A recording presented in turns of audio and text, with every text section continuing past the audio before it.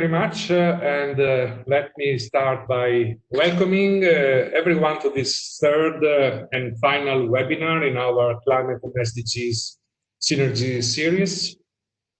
I hope the connection is good and you can hear me well.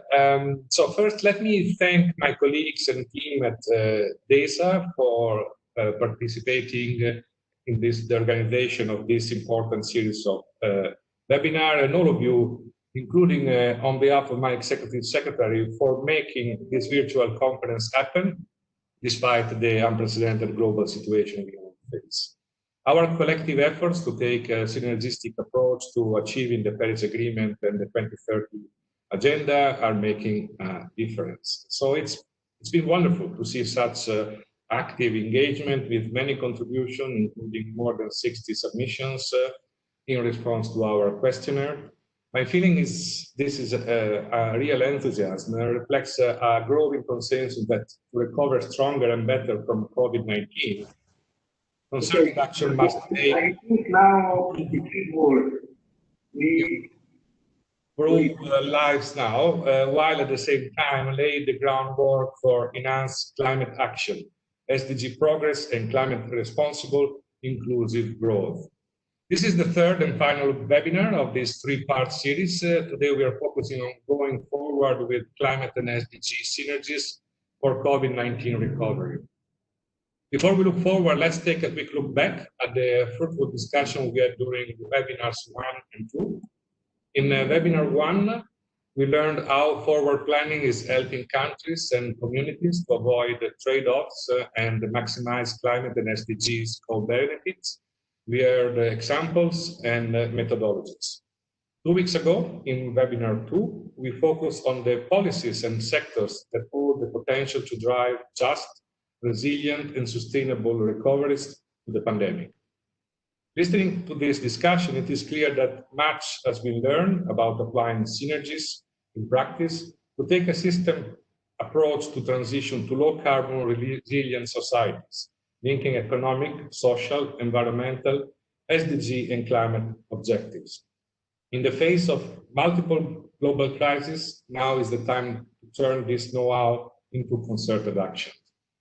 In our final webinar here today, we will focus on the key action to strengthen the application of climate and SDG synergies in practice and seek to identify some of the key changes and actions needed in and across our organizations, disciplines, industries, and governments to enable and encourage increasingly synergistic approaches to recovery. Speakers will propose specific ways to leverage upcoming deliberation on biodiversity, food, transport, and oceans, and participants will be asked to share their thoughts on the recommendation and next steps going forward. The examples of action we are speaking about today will set the scene for advancing progress in the lead up to COP26 next year, including through country submission of updated and new and more ambitious national climate action plans, or NDCs, due by the end of 2020, as well as national adaptation plans. I know that parties to the UNFCCC understand how valuable our synergies work is, and this sentiment was shared during our recently held June Momentum for Climate Change online events.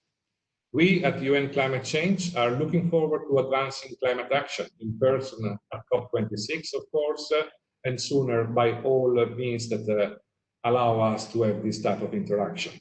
With this, I conclude my brief introduction and would like to wish you an excellent webinar today. And I'm pleased to hand over to my colleague Shantanu at UNDESA to continue with the opening part. Thank you very much for your attention, and I look forward to our discussion.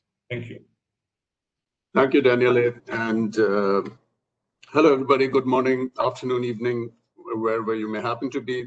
My warm thanks to UNFCCC, the many colleagues who have helped realize this dream of the virtual webinars, and of course to all of you as very enthusiastic participants. During our enforced pause this year, and as we wage our battles against COVID, I think it's also a good time for us to think about what we've learned. Now, here in my team, which heads our SDG-related analytical work in DESA, we often say that just as researchers are rushing to create a medical vaccine against COVID, the SDGs themselves are like a policy vaccine against COVID. Let me tell you why we think so. If you think about the steps that are needed to mitigate the blows that COVID is raining down on us, water for hand washing, that's SDG 6. Better cities so that there's less overcrowding, less slums, that's SDG 11. Pre-existing conditions like non-communicable diseases, which make you more prone to have severe infections, that's SDG 3. Social protection floors that can help you when your livelihoods are at risk, that's SDG 1. SDGs 7 and 9 for energy and internet access provided in a clean and universal way. All of these things help make life against COVID bearable and ensure that we come out better. And so these are going to continue to be important when we think of the post-COVID period, and we try to see how we can enable ourselves to recover from other crises, whether these are brought about by climate change or other kinds of slow-moving natural disasters that we have brought upon us. So one of the lessons we should take away from this period is that there is going to be real impetus, political and social, to maintain and expand a set of quality services that will help everybody stay vaccinated, if you like, against some of the most harmful effects of global crises. The second lesson I think that we can take away from here is actually based on the observations that we have probably already all seen about drops in carbon dioxide emissions. These are estimated to be 36% in April relative to last year, and maybe over the year 4 to 7% annually. Now, of course, we all know that these are not yet at the scale we need to reach the 1.5 degrees Celsius target. But more importantly, I think they also show to us what happens when we take a sledgehammer approach to curbing emissions. This, I would say, is a sledgehammer approach to climate change, where the scale of the collateral damage makes such an approach unsustainable. The limited impact on human incentives is also available to us, and unless behaviors themselves shift, such changes cannot be sustained. On the other hand, I know that all of us here do know that we have a complete toolkit to do it better. And so the question is, what is the opportunity now for deploying this toolkit? I would argue that this opportunity has never been better. We've often heard of the huge costs of climate change, and we've also heard of the huge costs of inaction. Well, like it or not, thanks to COVID, a lot of these costs are already being paid right now. Oil prices are at lows. Oil industry and other petroleum-based industry workers are out of work. And so some of these costs are already being paid. And so the additional cost of making the change now may be lower than before, especially when we consider that there are going to be jobs in expanding services. There are going to be jobs in ways of production that are greener and more sustainable. There are opportunities in these low fossil fuel prices of phasing out fossil fuel subsidies and introducing carbon taxes. So this may actually be a really good time for us to deploy the toolkits that we have all worked to develop, and we all know that will work. How should we do it? Well, let me offer you a thought which is based on the Global Sustainable Development Report, which my team helped a group of 15 independent scientists put together in preparation for the SDG Summit last year. This report identifies 6 strategic entry points for maximum impact across all of the SDGs. And these are also entry points through which the interlinkages across the SDGs come into sharp focus. 6 thematic sessions at the high-level political forum will look at these, and I hope the discussions today will help guide some of the work we will do at the high-level political forum. I also hope that the high-level political forum itself helps pave the way towards motivating action across stakeholders and across silos to prepare for the global high-level deliberations that we have coming up next year. Indeed, when I look at the program for today's webinar, we seem to be already preparing for these. We have discussions today on biodiversity, on oceans, on transport, and on food. Each of these is the subject of a separate high-level summit or other discussion next year. We will also be looking next year at the subjects of energy and, of course, COP26. So I think even though we are in an enforced pause over this last few months and maybe also for some more time to come, it is also a great opportunity for us to recognize that we have a great moment to think about how to roll out our toolkit, how to make the most of the social and political and economic forces that will help us make the change we need. And I hope our discussion today leads to this kind of direction. Thank you again for giving me the chance to speak today. I know I was supposed to moderate the next session, and I apologize in advance for the change in plans. I've been called to another meeting. Unfortunately, I'm not so important that I can refuse to show up at that meeting.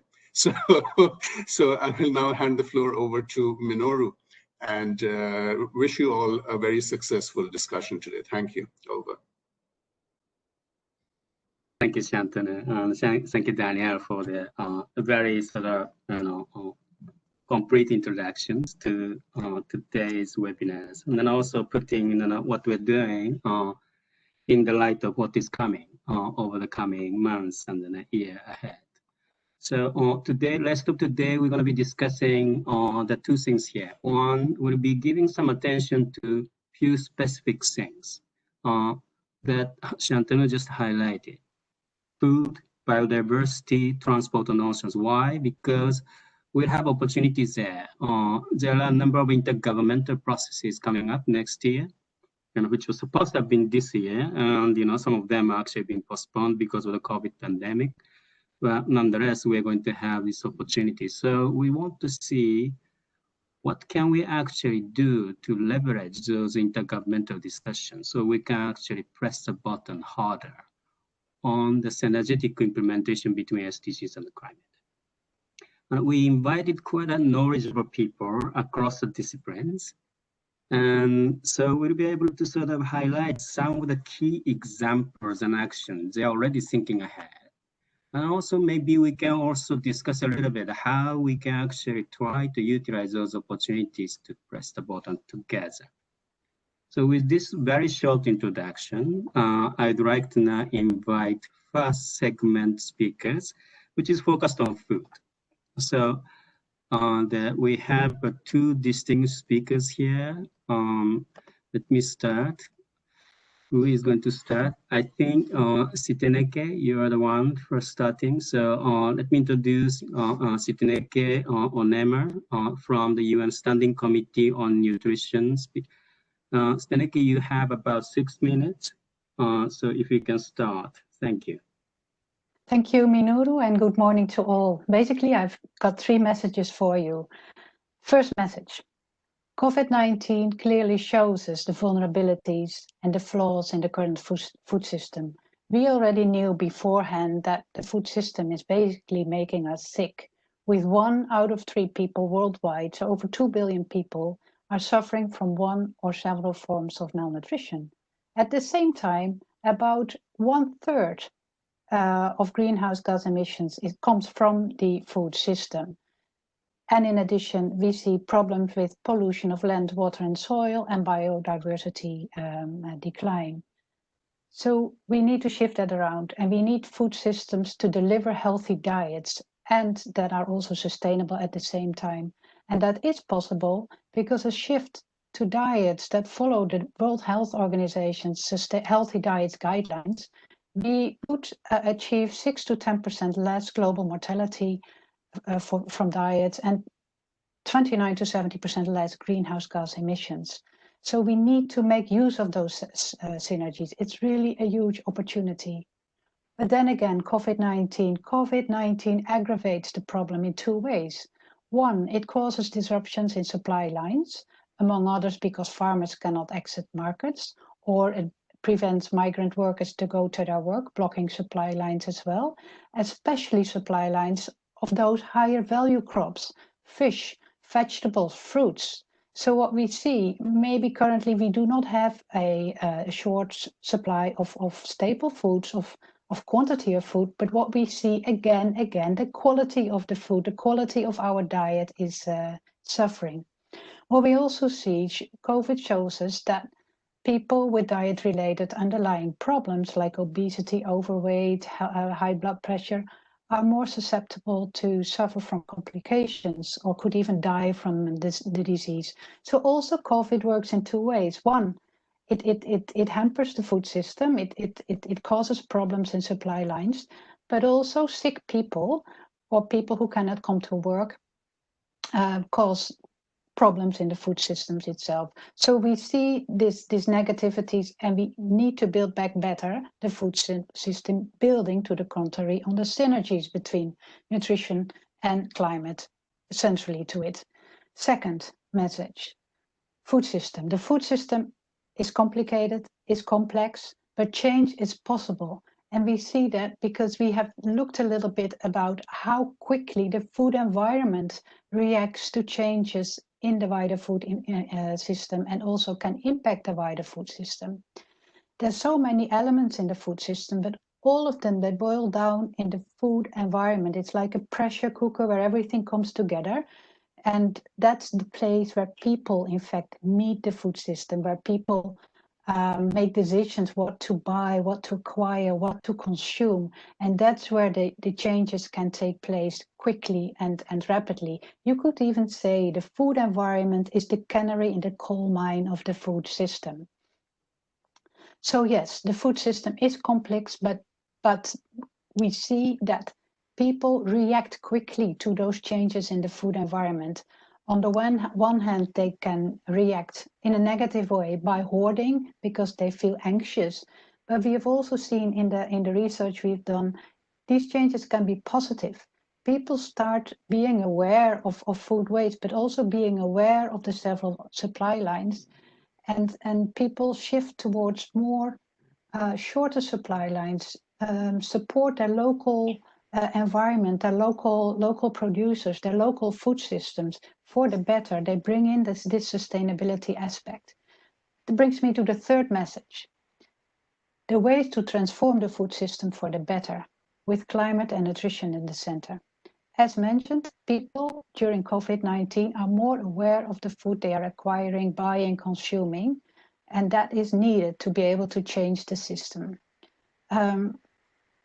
Individuals, households, communities are already doing that. And we now need to take this momentum with supporting policies. For example, in several global documents, even before COVID, we already knew, for example, in the International Conference on Nutrition, but now also recently by the high-level panel of experts in the Committee on World Food Security, that we need to move towards supporting local food system, more diverse production systems, not just focusing on system. How can we stimulate this? We can stimulate this to promoting sustainable, healthy diets. So that brings me back to where I started. Based on systems with shorter, less fragile, more robust supply lines.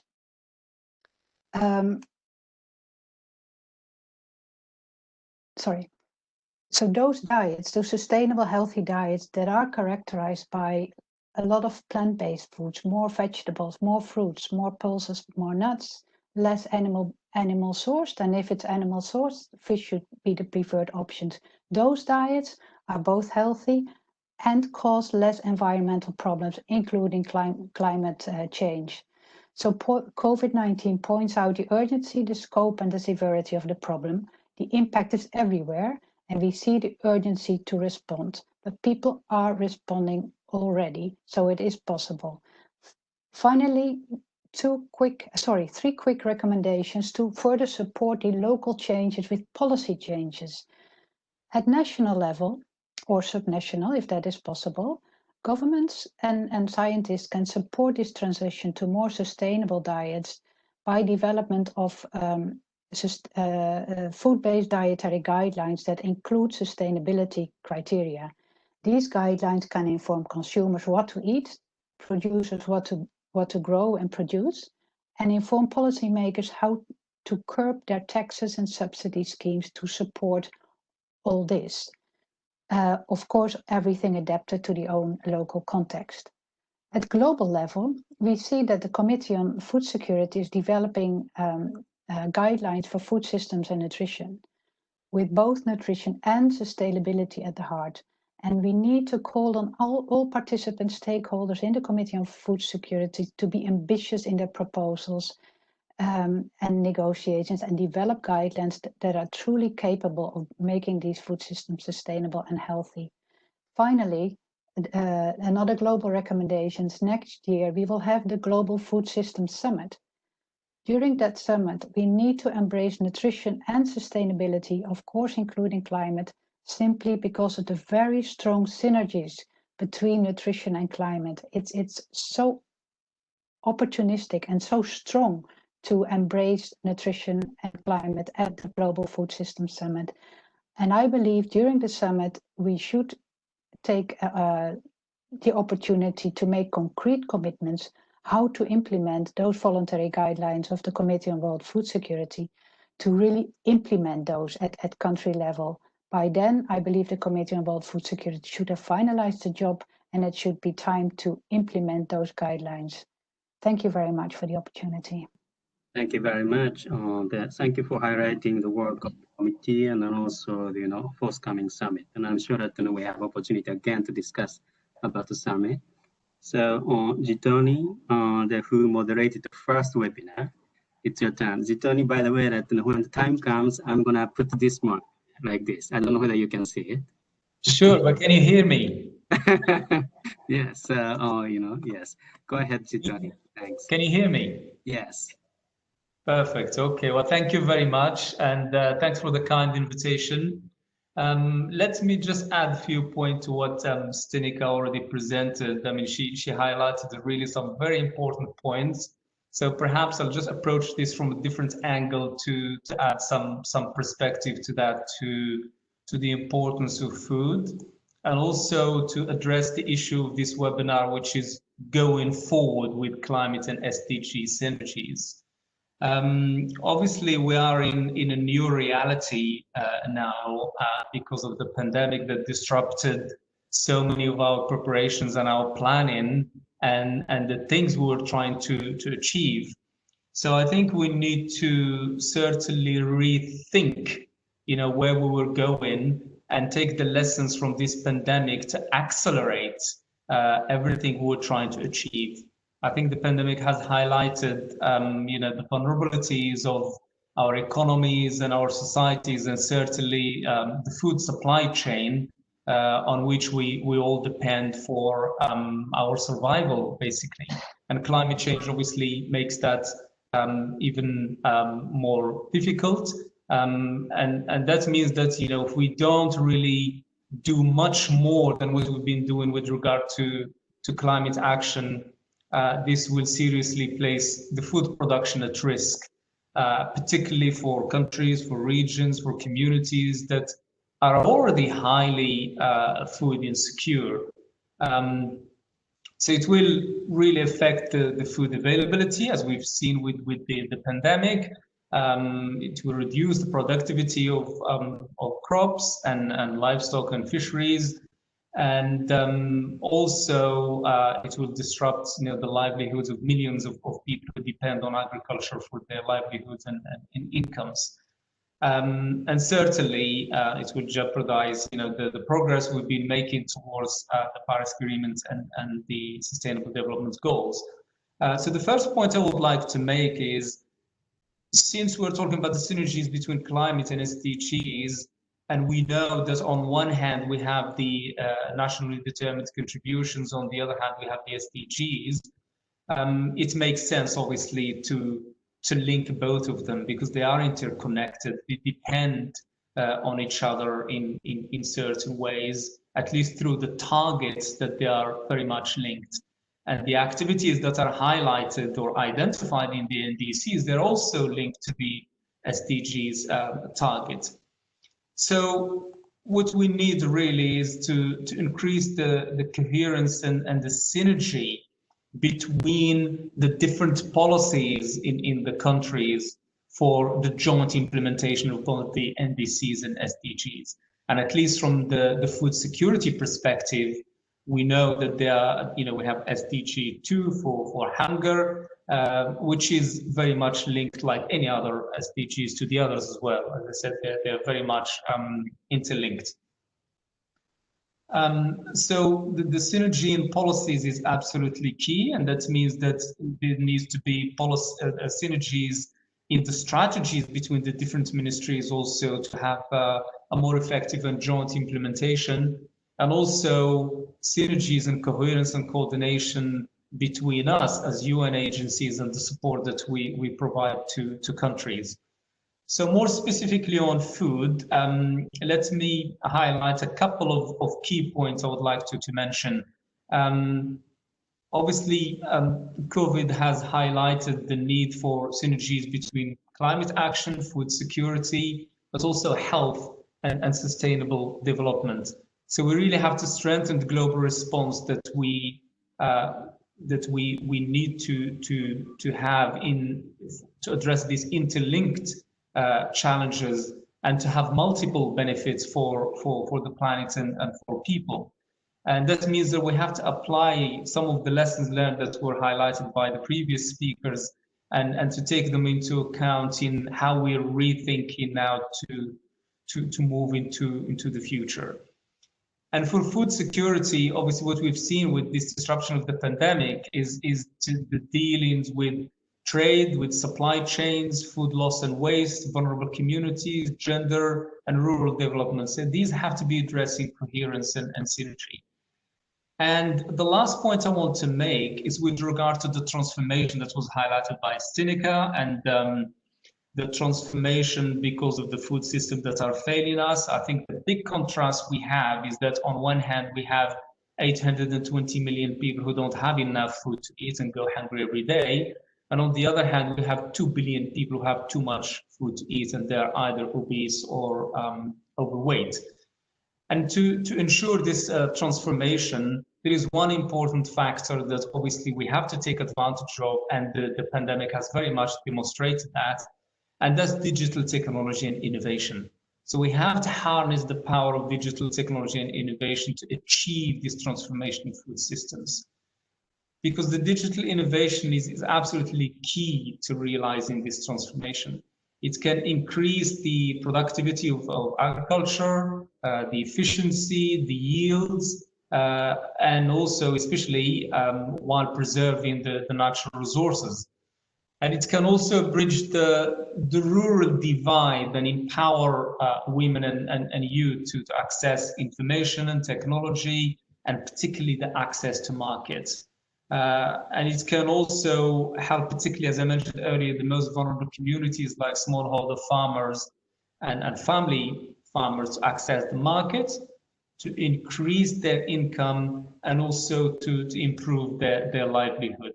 So I'll stop it here. I just want to highlight these key points and complement what Stinica started with, and I look forward to adding more if needed during the discussion. Thank you. Thank you, Zitani. Perfect timing. Okay. Thank you very much. So this concludes the food part, but we got a few questions from the audience. Maybe, we pick up a few and then answer it back to Stinica and Zitani. I think, 2 questions are related to plant-based diet, right? So this is a very important point. This also relates to the whole notion of sort of behavioral changes. It's a very challenging topic, I would say. But maybe, can you guys share a little bit of perspective on how do we promote a plant-based diet in a way to be able to contribute to our sustainable development agenda? Stinica, you want to start? Sure. So this is basically how to promote a plant-based diet. Well, in my short intervention, I believe one of the tools I tried to emphasize was the development of food-based dietary guidelines. And these need to be, on the one hand, sustainable, so more plant-based, but on the other hand, very local and context-specific. Because we need to be very realistic. We cannot all move suddenly to a completely vegetarian diet. There are groups in this world that would benefit from a little bit more animal source foods. So these food-based dietary guidelines are very powerful tools that are quite close to what people eat already, but can just help people make that shift towards a more healthy and more sustainable diet in their own context.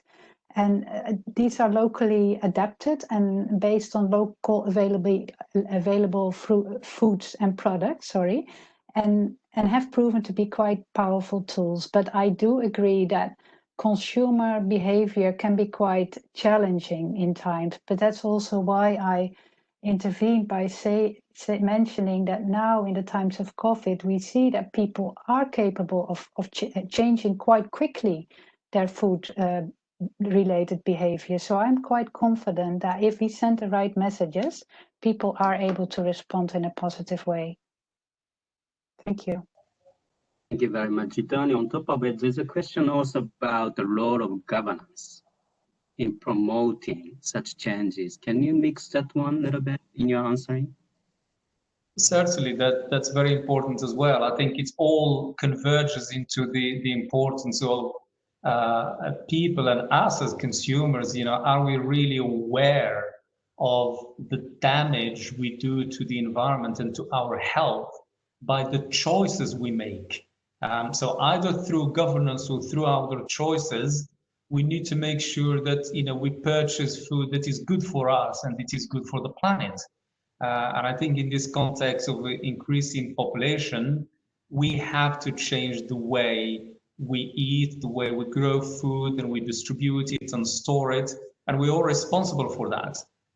So on one hand, we have the governance that can set standards, can set policies and regulation to help us as consumers to make sure that we purchase food that meets certain standards and criteria for safety. And on the other hand, we, the consumers, we also have to take responsibility to choose food that doesn't have a very high carbon footprint, that doesn't have a huge impact on the environment, like, you know, eating locally and eating food that is balanced and healthy. And also thinking about, as I said earlier, about those 820 million people who don't have enough food to eat, and stop wasting food, because we do waste too much food. The third of food produced for human consumption is wasted, and what goes with that is all the energy and the water and nutrients and the effort of picking up the food, distributing it, etc. So the governance and people, we're both responsible. Thank you. And quickly to both of you, what's the expectation on the next year's Food Systems Summit?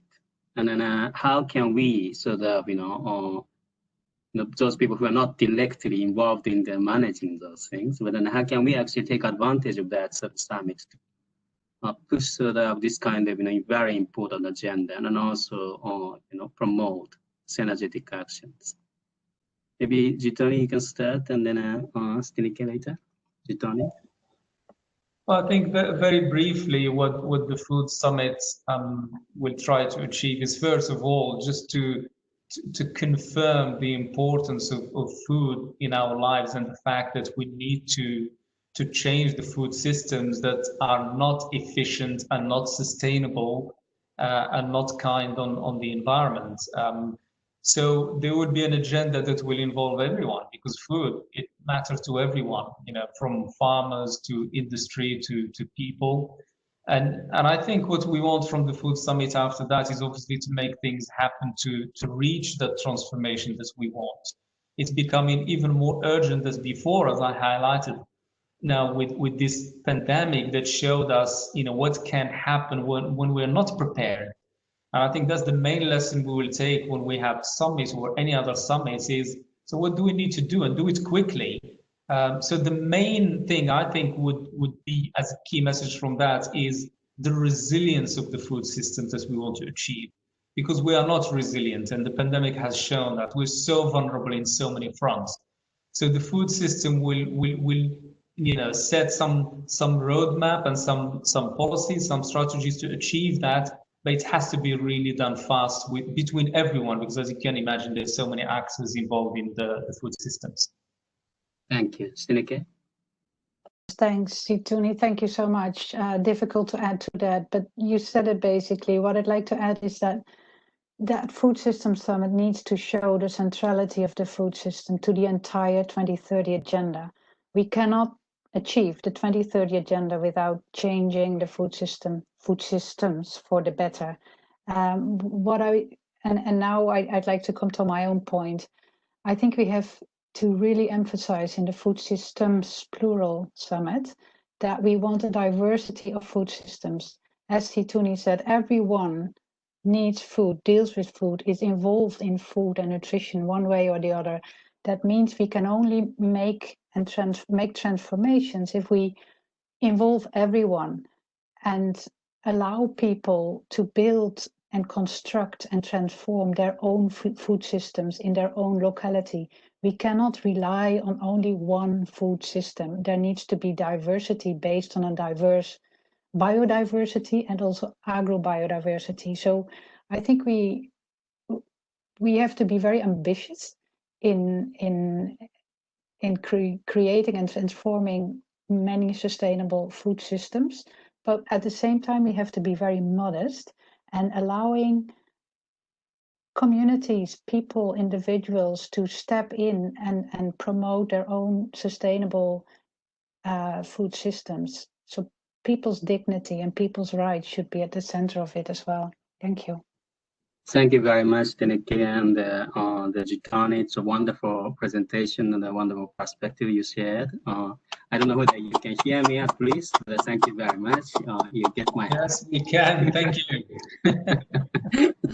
Now I can see that in the chat room, the audience is giving more perspective and sharing more questions. But thinking in the interest of time, we'll be moving to the next segment under this session, which is on biodiversity. So as you know, the biodiversity too, we have summit coming up, and also we have very important COP coming up. So we have two people who is going to share perspective. So first, I'm going to introduce Jane Ellis from OECD.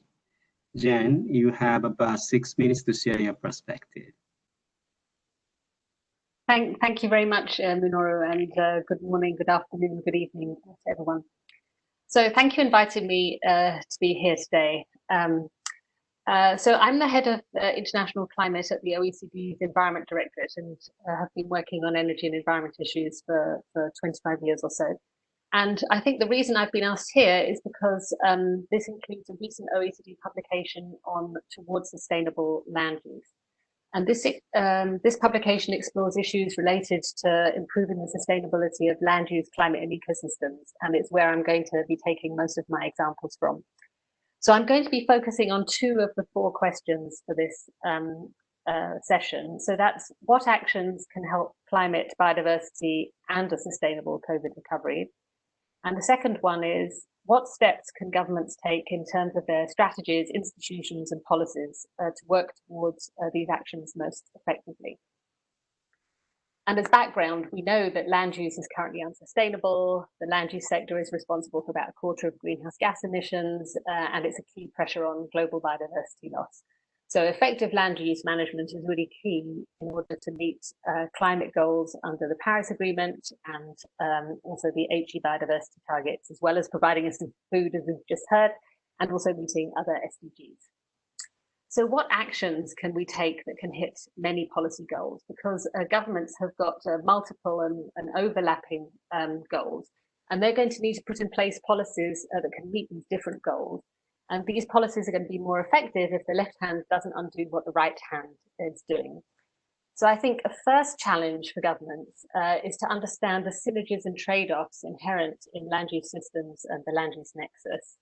And there are many dimensions of such synergies and trade-offs, including biophysical ones. So ideally, governments would be looking for actions that can help them meet both their biodiversity and their climate goals, And one example of such a policy is maintaining or expanding native forest cover. And there are also other win-win policies such as changing diets or reducing food loss and waste. But for a COVID recovery, win-win in terms of climate and biodiversity isn't necessarily enough, and governments will also want an economic win as well. So what will help get the economy back on track?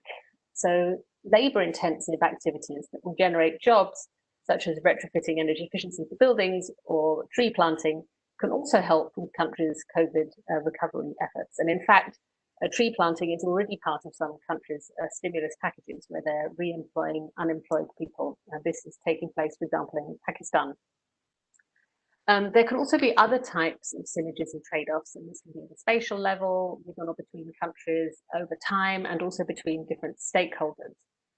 And also, synergies and trade-offs can vary very widely, both within but also between countries. So there's no one size fits all. So for example, even tree planting can have negative climate impacts in some areas, for example, via the albedo effect. And then planting monoculture plantations won't do much for biodiversity. So governments are going to need to identify what these synergies and trade-offs are in order to best manage them.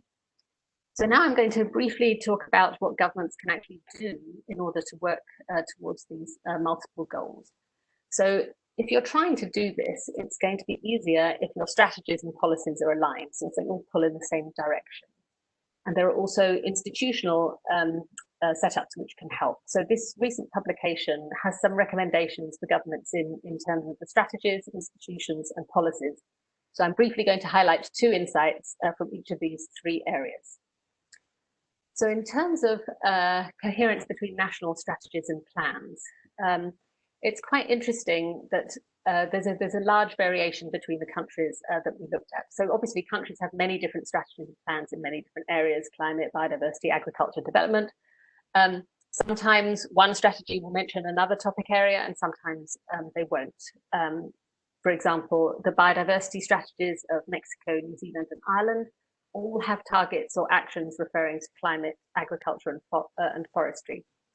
So in order to facilitate joined up strategies, it's going to be important for these to be prepared in a consultative and coordinated manner, as Situli was referring to earlier, and ideally with engagement from a range of relevant ministries and other key stakeholders, because this is going to help identifying synergies and any misalignments. And the second suggestion here is to ensure that the strategies and action plans that exist have targets, and that these targets are SMART, so specific, measurable, actionable, realistic, and time-bound. Surprisingly, actually, many targets aren't. So, for example, you have forestry strategies that want improvement of forestry areas or continued research programs. But if you don't have indicators and targets that are SMART, it's difficult for governments to identify a clear endpoint. And so then it's also difficult for them to identify what policy interventions should be in order to get to this endpoint. So now if I turn to institutional coordination and coherence, this is needed in order to get aligned strategies. So improving policy coordination mechanisms is important. Countries can set up a cross-cutting body, for example, in response to the Sustainable Development Goals, which is something that Mexico has done. They could institutionalize coordination between different ministries at vertical level or vertical or horizontal level. So a good example in terms of horizontal coordination is France, where 2 different French ministries are jointly responsible for identifying and addressing trade-offs and promoting synergies between agricultural productivity growth, biodiversity conservation, and climate change mitigation and adaptation. And so policy coordination can also be helped if it's led from the top. So that means the Prime Minister's office or President's office. Ensuring that the mandates of the institutions match their authority is also helpful and something that governments can do. So, for example, a country which I'm not going to name has a peatland restoration agency, which is responsible for peatland restoration, which is important for biodiversity. But this same agency has no direct authority over peatland areas, and it has no direct access to state funding. So this is going to make it difficult for it to achieve its aims. So the third area, Okay, sorry, is coherence between individual policies. So taking an integrated approach is very important here, and it's going to be particularly so in the COVID recovery situations when all governments are trying to be doing more with less. So it would be good if governments reassess the balance of support between different ecosystem services from land. And so a good first step here is the assessment of and reform of environmentally harmful subsidies. And the second key issue here is to ensure that there is clearly defined land tenure, which there still isn't in all countries. This is because if land tenure isn't clear, those who are on the land are more likely to focus on short-term gains rather than long-term sustainability, and this can lead to deforestation, illegal logging, and other activities which might be damaging. So, and also if the tenure of land isn't clear, it's going to be difficult to identify who the land manager is. So this is going to be difficult for governments. It makes it more difficult for governments to work out how to incentivize environmentally sustainable activities on the land. So that was just a very brief overview. I hope that was helpful, and I look forward to your reactions. Thank you. Thank you very much, and particularly sort of highlighting the importance of coherence and coordination to tackle synergies and trade-offs. Thanks so much. May I invite Neil Pratt from CBD Secretariat. Neil, I'm gonna show you, Neil, this 1 minute things when the 1 minute comes. Neil, the floor is yours. Very good. Thank you very much indeed, and it's a great pleasure to join fellow panelists today and such a global audience on this crucial issue. Thank you also, Jane, for that very practical introduction with ideas on ways that biodiversity can be in a complementary and synergistic manner at the national level. Now, I hope that my messages will be complementary to that. My main message is the centrality of biodiversity to sustainable development in general, the important solutions that biodiversity provides to other global challenges, including recovery from the COVID pandemic, and importantly, prevention of future pandemics, and the importance of the post-2020 global biodiversity framework that is currently being negotiated under the Convention on Biological Diversity, which is expected to be finalized and adopted at the next meeting of the Conference of the Parties to the CBD in 2021. And I will focus on the intergovernmental processes related to that. Now, as many of you will be aware, the recent global assessment of biodiversity and ecosystem services by IPBES highlighted that despite some examples of success, the world is in the midst of a biodiversity crisis with growing impacts on people and planet. Progress towards global biodiversity targets, including those of the SDGs, has been insufficient. But the report highlights the impacts of the five main drivers of biodiversity loss: land use and seascape change, overexploitation, climate change, invasive alien species, and pollution. But it also highlights the complex indirect drivers, the underlying causes of these, which are societal and economic. And it concluded that transformative and systemic changes are required. It highlighted key entry points for action to achieve these, and it concludes that they can be achieved despite likely challenges from vested interests. This will require the mainstreaming of biodiversity into our economic systems to ensure the benefits of biodiversity are factored into decision-making and trade-offs. Now, many of these actions lie outside the direct mandate of the Convention on Biodiversity, and hence the importance of mainstreaming in other sectors, and hence the importance of a post-2020 global biodiversity framework that is taken up globally and has synergy with other global processes. The COVID-19 pandemic is absolutely a wake-up call to reevaluate our relationship with nature and our impacts on biodiversity in particular. The spillover of future zoonotic diseases is made more likely by continuing pressures on biodiversity, encroachment, and fragmentation of ecosystems. Means of livestock production reliant on intense stocking rates, themselves dependent on intense use of antibiotics, for example, threatening resistance and disease spillover from livestock species to humans. The economic recovery efforts and massive public investment that will be required to restore economies and employment also provide an opportunity to invest in biodiversity and ecosystem restoration. And these will bring genuine employment opportunities,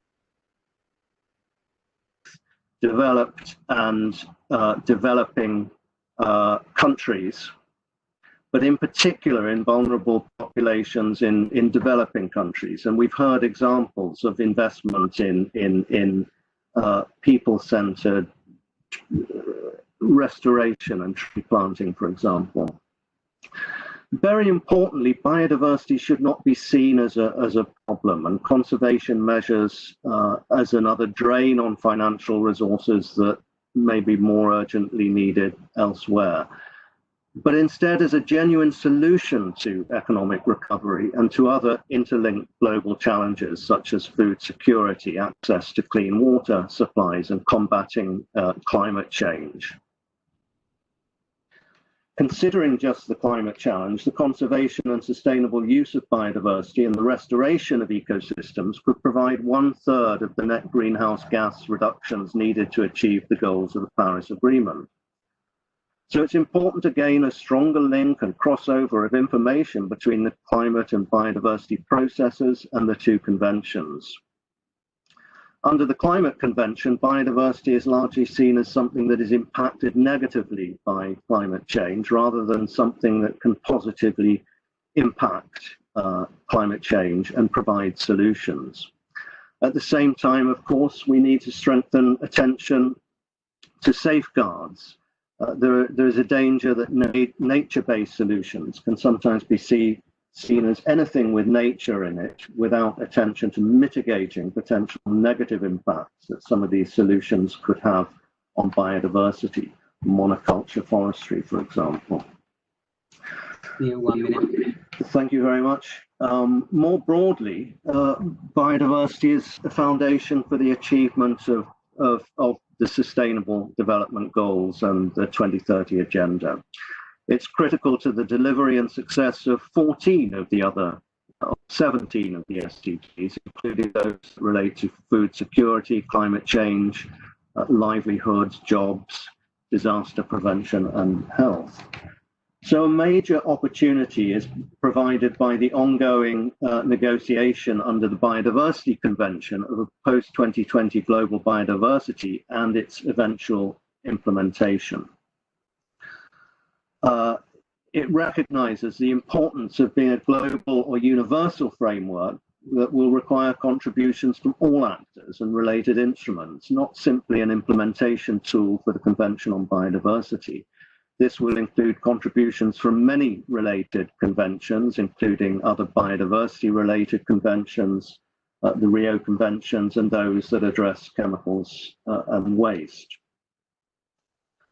The draft framework is looking to establish goals for 2050, a long-term vision, and action targets to 2030, addressing direct drivers of loss as well as indirect drivers of biodiversity loss, and also providing attention to enabling conditions, the strengthening of capacity, resource mobilization from all sources, appropriate review mechanisms, including establishment of baselines and indicators, as Jane highlighted. And so in conclusion, I would just like to urge all of us and all processors and stakeholders and related organizations and conventions to provide full attention and participation in this process that really can provide a very important contribution in its implementation to the the COVID-19 recovery. Thank you very much. No, thank you very much. Okay. Thank you very much for your insightful presentations. That we are a little pressed with time, but maybe we take a few minutes for questions and answers. Let me pose one question. Neil, you mentioned about this post-2020 targets processes, which are of keen interest to many of us. Maybe you could elaborate a little bit and give us an insight about how do you see the post-2020 process will help to kind of bring the many elements together. The particular sort of you mentioned, and also Jen mentioned about climate, biodiversity linkages part. That's sort of see that 2020 post-2020 process you're leading will help sort of bring two elements coherence together. Thank you very much. The holistic nature of biodiversity is something that has been strongly recognized in the CBD process and the conservation communities. It's perhaps less widely recognized in other sectors and processes. And this is why the Conference of the Parties to the CBD at the outset established parameters for the preparation of the post-2020 framework, that it would be a comprehensive and holistic framework that does address and interlink with other related challenges, including those related to food security, climate change, disaster risk reduction, etc., etc. This is being reflected in the process, which is comprehensive and very participatory. It's also being strongly reflected in the drafting and the evolution of the zero draft of the post-2020 framework, which explicitly brings in targets related to pollution, to climate change, action-oriented targets that would enable the links to be taken up at an implementation level at the national level. So perhaps I shouldn't say more than that, but I am happy to provide further information. And as I say, I do urge participants to give strong attention to this process, as it does dovetail so strongly with other related issues. Thank you. Thank you, Neil. Jane, you want to say something?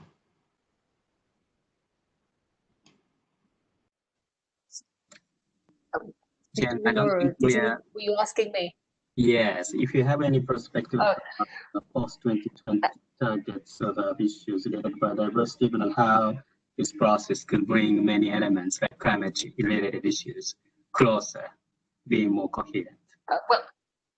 Well, I was wondering if I could talk from the other side, focusing on climate, and because, as you know, the countries are encouraged to update or communicate a second round of NDCs, their nationally determined contributions this year.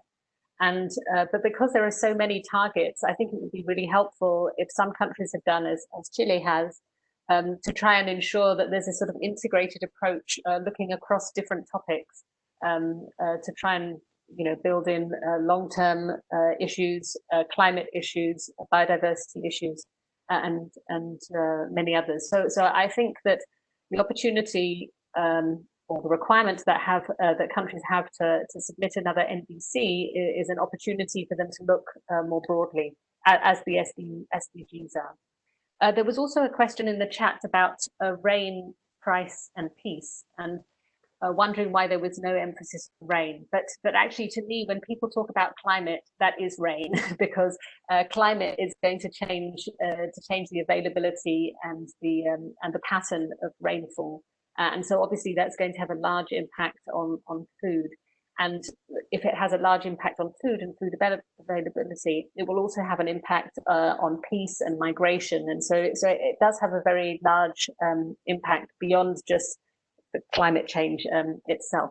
And price, coming from the OECD, we say that that's using a price mechanism is the first best way of trying to deal with things. And so that's a carbon price, but also a price on environmental goods and services as well.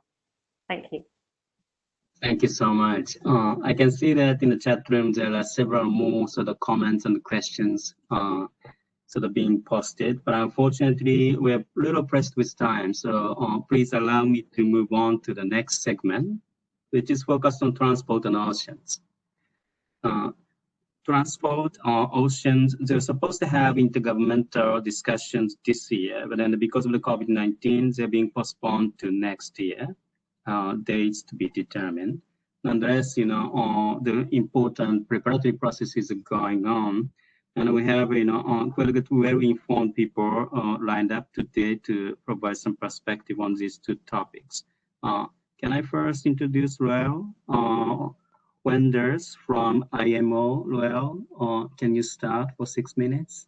Thank you.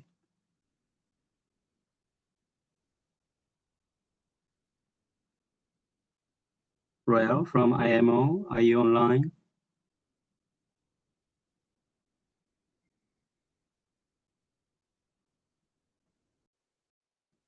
Okay, so maybe we'll go to the next person.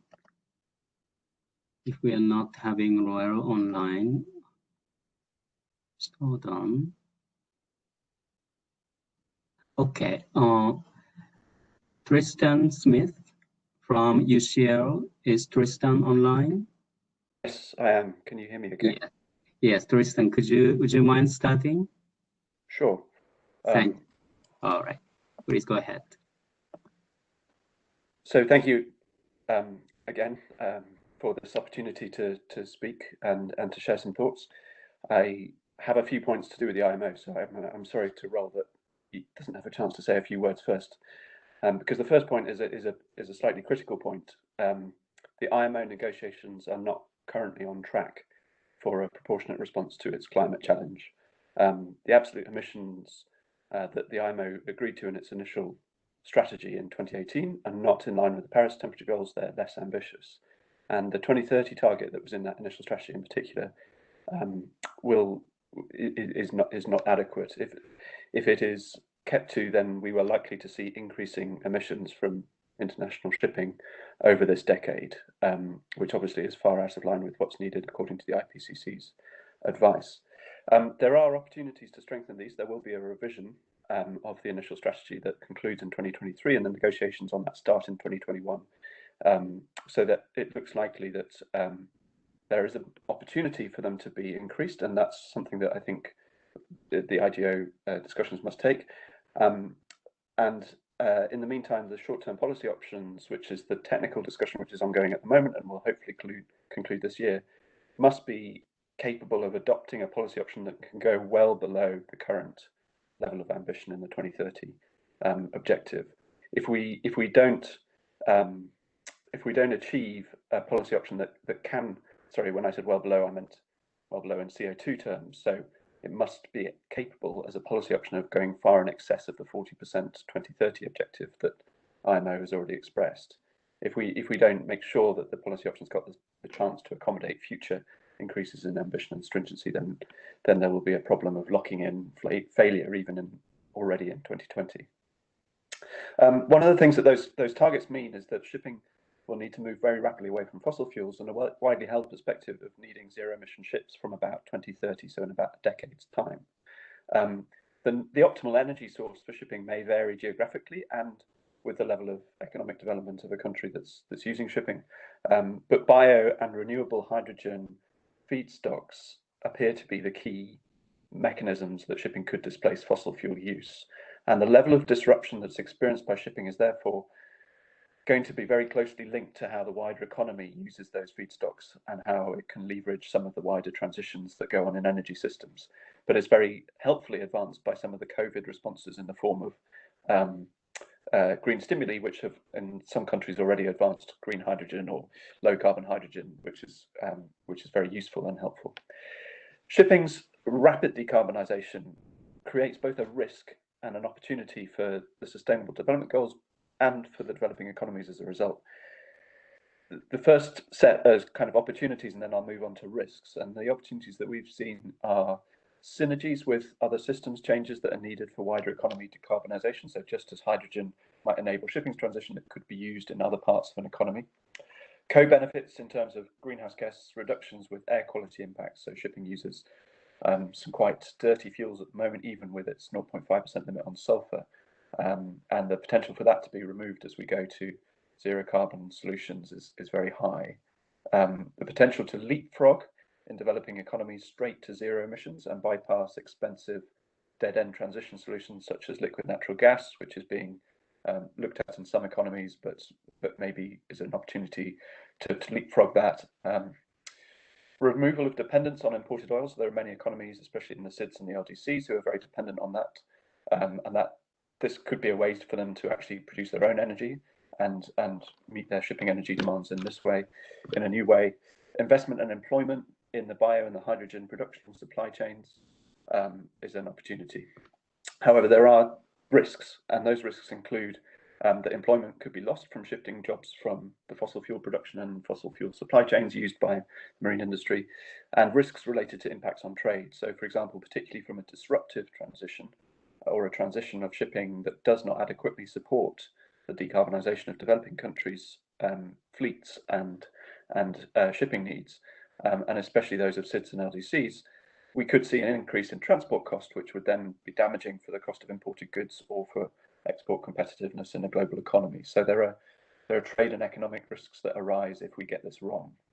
The private sector, just to move on to that for a second, is mobilised and has got some really strong momentum. A new initiative called the Global Maritime Forum has moved rapidly to build a community of corporates around the world, voicing support and commitments in line with the rapid decarbonisation of shipping and to support the IMO and its ambitions.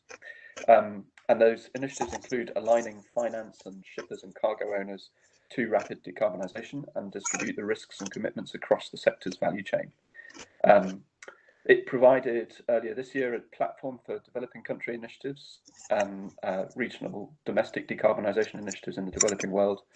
And it called for carbon pricing to be adopted at the IMO and for it to include a focus on transitioning shipping equitably and with an attention on SIDS and LDC. So the private sector is trying to sort of create the atmosphere and the environment, but it needs the intergovernmental discussions to maintain and build that momentum. It needs those discussions to rapidly progress, increase in ambition, as I've already mentioned, and to solidify the policy options that can actually crystallize and create the opportunities and minimize the risks that I've just mentioned. Shipping likely needs a policy option that generates some form of revenue, and that's why carbon pricing is, again, just as in the other panels, so interesting in shipping. It creates revenue that could help to manage the transition and ensure a wider agenda, for example, addressing CBDRRC or supporting sustainable development goals to be properly integrated into the coming system change. Topics that are technicalities. Sorry, I can't. 1 minute, got it. Topics that are technicalities, like life cycle emissions accountancy, will be key. It sounds rather dull, but if the IMO doesn't get the incentive to a full life cycle perspective right, then it will damage the investment that will flow, including into developing countries. And governments and regional actors can integrate shipping decarbonisation to their strategies. This doesn't have to be something just taken at intergovernmental level, especially domestic shipping, which often gets left out and forgotten about. Ports and port cities are likely to be key nodes. Wider policy can make these resilient to climate impacts, aligned to supporting decarbonisation in terms of provision of zero-emission fuels, and enable a holistic reduction in transport costs so that those risks on trade that I mentioned could be kind of mitigated and avoided. And then finally, frameworks and initiatives for enabling or accelerating climate finance. to be involved in all of these solutions are going to be very important. It's a sector which hasn't seen any deployment of climate finance, but arguably, given its opportunities and risks, that's a key area for future work. Thank you. Thank you so much. Thank you for noticing my small post-it on that. Appreciate it very much. And, you highlighted in the equitable just transitions, particularly for developing countries, and that's a very important topic. And then I think, and I totally agree that intergovernmental process and the international actor will have to spend more time on that. Okay, I don't know whether Royal is back from IMO. Okay, so we may not have Royal. Then can I invite Salvador Arico from UNESCO on oceans? Salvador? Yes, thank you. Thank you very much, Chairperson, and thank you very much. Good afternoon. Good morning and good afternoon, everyone. Thank you for the invitation. So basically, I'd like to share a couple of slides by sharing my screen, and start by saying that the COVID-19 situation has definitely impacted ocean science. And particular reference to climate and the role of oceans in the climate system. Basically, the way that we sort of assess the contribution of ocean, the world ocean, to mitigation, and is through observations in the first place. So if you look at the research, which I hope you can see, of a recent survey that was conducted in the context of the Global Ocean Observing System that the Intergovernmental Oceanographic Commission, IOC, coordinates. Basically, the survey was sent to the coordinators of 10 sort of observing networks, and they all sort of concluded that there was indeed a huge reduction in observations from ships. Now, somehow there is a link between my presentation and the previous presentation, because when it comes to ocean observations, it's not just research vessels, it also is what you call ships of opportunity. And that is essentially observations that are conducted from commercial ships, and also, from tourism, ships that are used for tourism. So basically, transport got kind of, completely frozen, and that did have an impact on observations. But observations are also conducted on the basis of autonomous, equipment, namely, the drift sort of equipment, sensors, which are called Argo, and also the moored buoys, and those those categories of equipment suffered less, precisely because they are autonomous. Of course, they require maintenance, but they allowed observations to go on, and this is very important because there also is a link. The discussions, the presentations, and the discussions on food and food security, because those observations are important to understand the climate system and the role of the ocean therein, but also, to understand better what's happening with climate change. But they are important for weather predictions as well. So, there has been a clear impact of the COVID-19 situation on our capacity to observe. Now, in terms of, I'm trying to move on to the next slide. In terms of research, here research is quite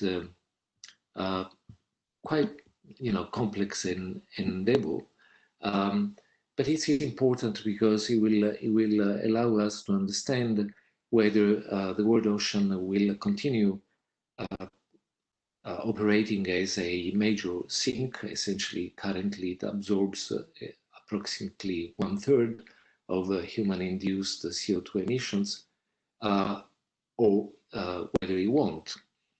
So in this case, if you make a link with COVID,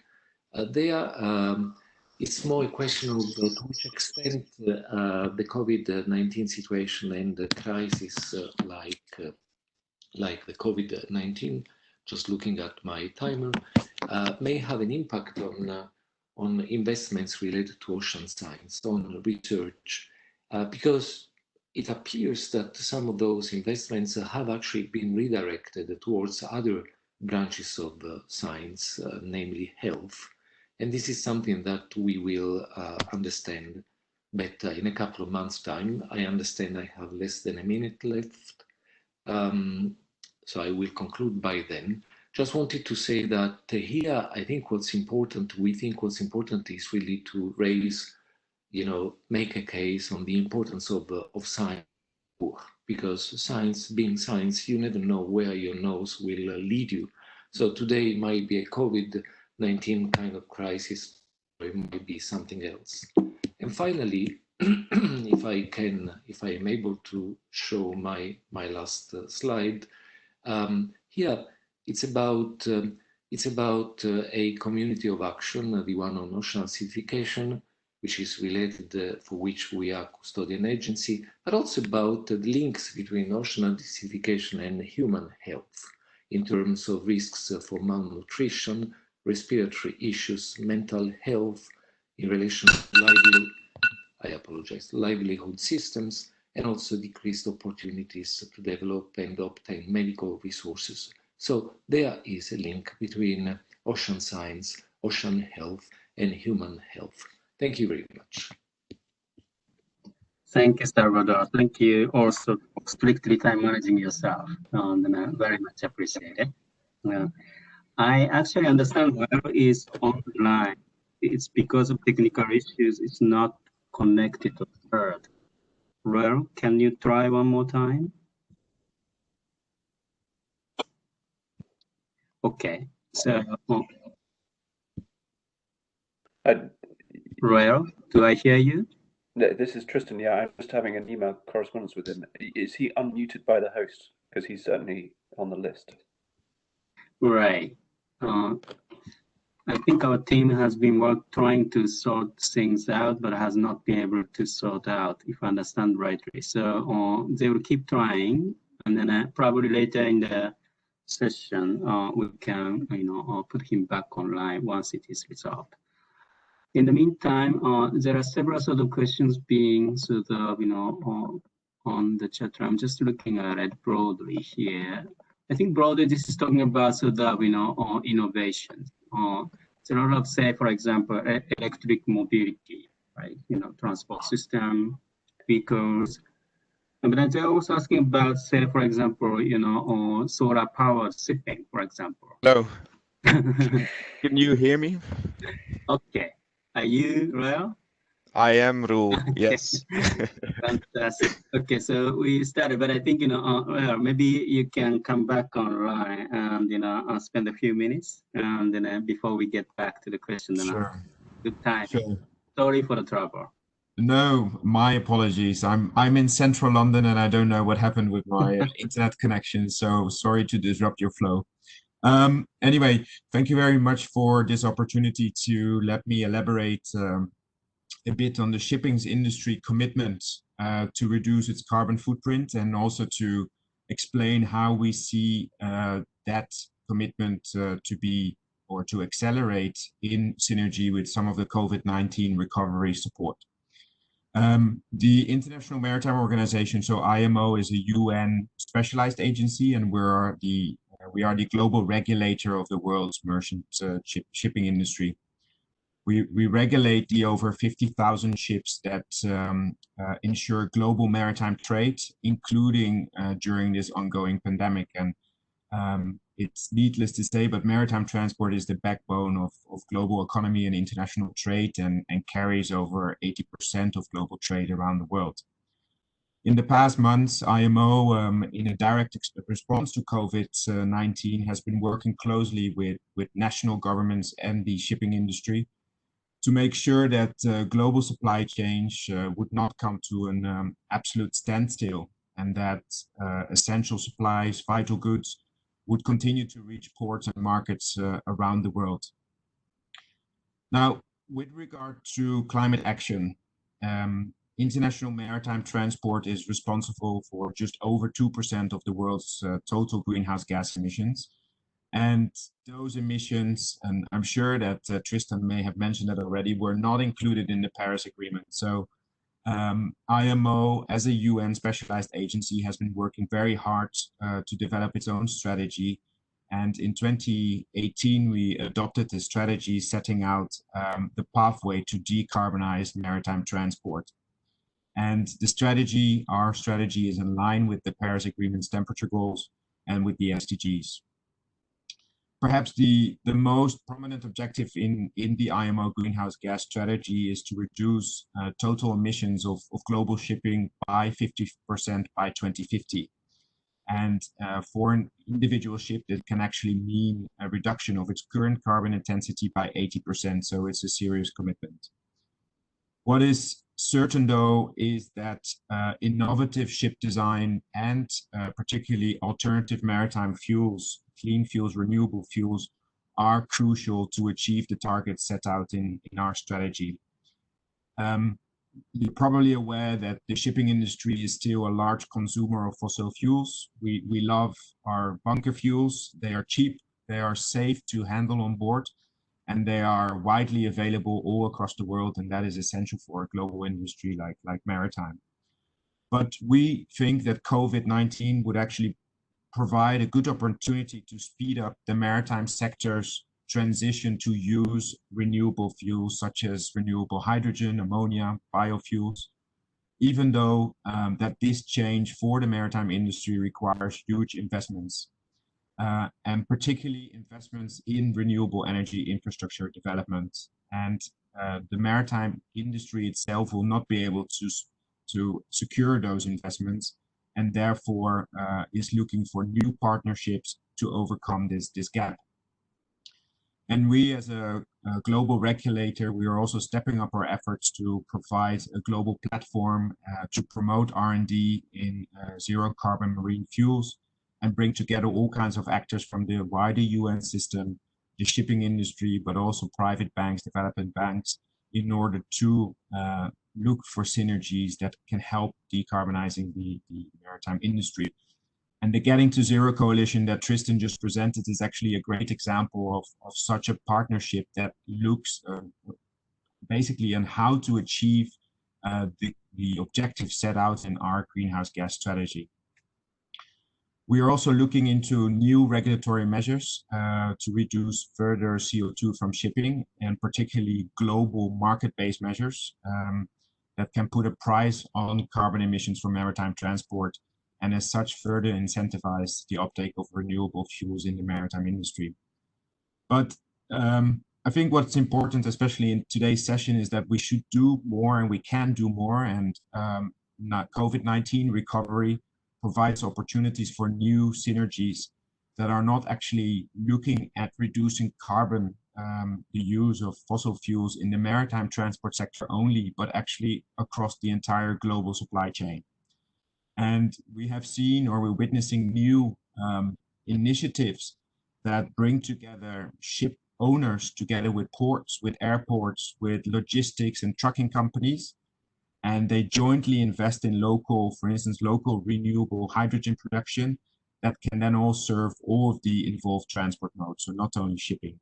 And we believe that it's our task as IMO, as a UN agency, to actually replicate such local initiatives at a global level, and to work together within the UN system and with all the relevant stakeholders to ensure that no country is left behind in these reinforced synergies that can actually really speed up the uptake of low carbon fuels, not only in the maritime sector, but throughout the wider transport sector.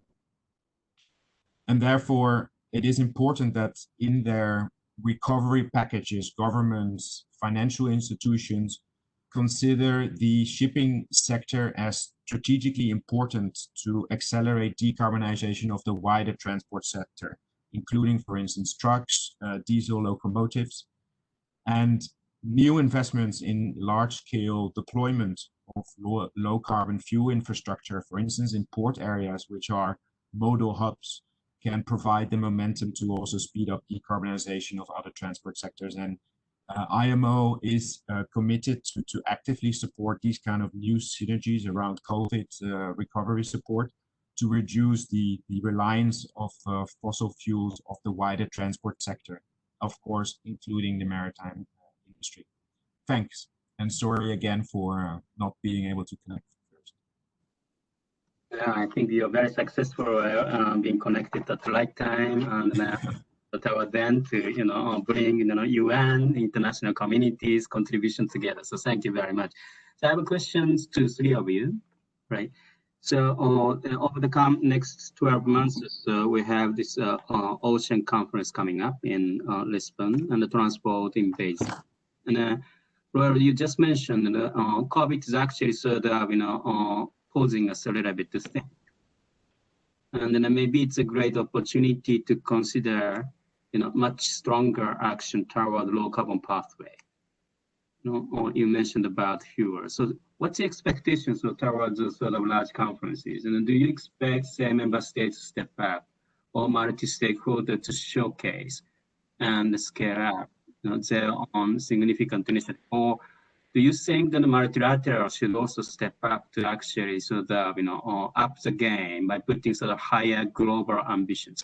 What do you see sort of opportunities here? And then how do you want the multi-stakeholders to engage? Okay, maybe we'll start with Salvador and Tristan and Leo in this order, if I may. Salvador. Thank you. So I think those crises, and I was looking at the chat, and of course, Chair, we are in your hands in terms of what are the questions that we should be addressing. But there were quite a number of interesting comments on multiple ocean stressors. I'm talking about the oceans, the element of the Earth system, including the climate system. And indeed, I mean, it is human construction to look at the problems, on a discipline-based manner, because those problems are impact. So this is on the problems side, on the knowledge side of things. The solutions side of things, we know solutions will come from multiple stakeholders at multiple levels. And it's not just the scientific community, it's the private sector, it's local communities. So basically, there is a UN decade of ocean science for sustainable development that is starting next year, kicking next year. And with this, we didn't want this to be a paper decade. We had the opportunity to really walk the talk on this notion of co-design and have science really co-designed by multiple stakeholders, not just scientists, the public, those who are the users, the private sector, transport, energy. That's the only way that we can go about it. And yes, the crises are in opportunities. It's just that we have to make sure that we learn from crises and manage to incorporate, take on board those very important lessons. Thank you. Thank you. Tristan? Yeah, so addressing the opportunity that the Oceans Conference provides, I think, as you said, there are three groups who could contribute there. There's the governments themselves who could come forwards with their details and specifics as to what they see as the role of shipping and a broader oceans commitment. And there are some really exciting initiatives that are starting to get off the ground at this point in time. So I think there would be material that governments could talk about with confidence. There's the non-state actor groups, and that's, for example, Global Maritime Forum, the industry coalitions. I think connecting them into the dialogue in an oceans meeting, just like the UNFCCC and the COPs have done the same, could be really helpful, because those are groups where you can get expressions of tangible commitments, tangible readiness. That needs to be very specific, needs to be about what people actually mean, not just I'm going to be net zero, whatever net means. But if those groups can be given a platform and an opportunity to interact with the governments, then I think because shipping is not something which is typically consumer facing, it's very important to get that commercial institution dialogue with governments and intergovernmental and non-governmental actors. And then finally, intergovernmental organizations, to the extent that it's possible, given that they obviously have to monitor the ongoing negotiations that they're representing, you know, to the extent that they can reflect on the way that individual governments and individual clubs of high ambition corporates can comment, then I think that's hugely useful to reflect on and infer what that might mean in due course if the IMO were to adopt some of the concepts that are being discussed. So yeah, all three entities have opportunities. Thank you. Roya? I think what we've seen, for instance, of recent discussions under the Virtual Oceans Dialogue and commitments under the UN Global Compact, which I think are very important because they have already shown, for instance, the commitments from the shipping industry. Some of the world's largest container lines have expressed their willingness to completely decarbonize their fleet. And so the Ocean Conference is a forum that can actually, like Tristan was saying, can highlight what is the commitment of the industry, what is the commitment of some of the non-actors to actually achieve carbon reduction in the maritime industry. I think from our end, as a regulator, we are very happy that the IMO greenhouse gas strategy, which is a regulatory document, has created a lot of spin-off, let's say, among the industry groups and stakeholders, and have created initiatives such as the World Maritime Forum Getting to Zero Coalition, and we hope to see more. At the same time, as I said in my intervention, I think we should continue to also look at what is regulation, and maritime, being a global industry, requires global targets, global regulatory framework, and one of the things that we see, you know, emerging, or what we see as really crucial in order to further reduce the carbon footprint of the maritime sector, is a global market-based measure. We need a carbon price, and that carbon price needs to apply to the shipping industry at a global level in order to have a global level playing field. So we hope that, you know, a conference like the Oceans Conference will actually emphasize the need for such a global market-based measures, and that different countries and the industry are actually speaking out in favor of such a regulatory framework. Thank you very much, three of you. Despite the technical challenges, Roya in particular, thank you very much for being connected and useful suggestions coming out, all of you here. I see that in the chat room there are active sort of discussions going on. I don't have a time to unfortunately go through all of them. So, and then some of them may be a bit more specific question to some of you. So I would sort of suggest that each one of you who could actually contribute to the chat room, and then I would suggest that you do that online while we are on this one. But let me say that as the moderator for this session, thank you very much for your very sort of specific contributions. Some of you may be staying late, and then maybe some of others are waiting still late over there. So in the time moving forward. But I would say that we learned a lot from the 7 presentations today, and question and answer sessions. Good policies, some lessons, and very strong action being undertaken by many governments and multi-stakeholders. And like COVID-19 did not have any border. I think our challenge is that we are actually trying to deal with to not respect borders. And many of you already highlighted the importance of joint actions.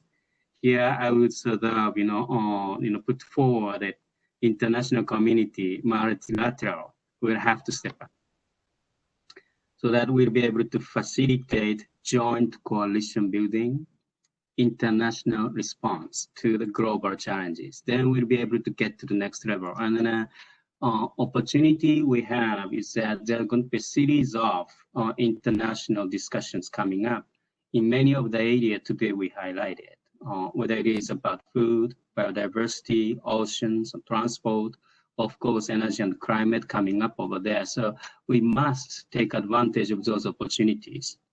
And I think we who are working in the international system must make sure that we reach out to as many stakeholders as possible so that their good actions and goodwill will be best leveraged to create global momentum. So thank you very much. With this one, I am going to close this particular session and move on to the next segment. Okay. So next session is going to be, I am going to continue to moderate. I'm sorry today, that will be a little overwhelmingly being present, but I'm going to shut up very soon. I'm going to invite Sarah from UNDESA, who has been behind the scene coordinating all those 3 webinars. So Sarah must be very familiar to many of you because she is the one who has been massively coordinating with speakers and presenters, moderators, and the keynote remark making people. So Sarah is going to make presentations which captures what we learned from this year's 3 webinars, but also putting forward some sort of suggestion as to how we're going to actually take stock in terms of key messages and recommendations out of those webinars. And then also next step about how to finalize this year's report and casting our perspective about the next steps for the next year. Sarah, floor is yours.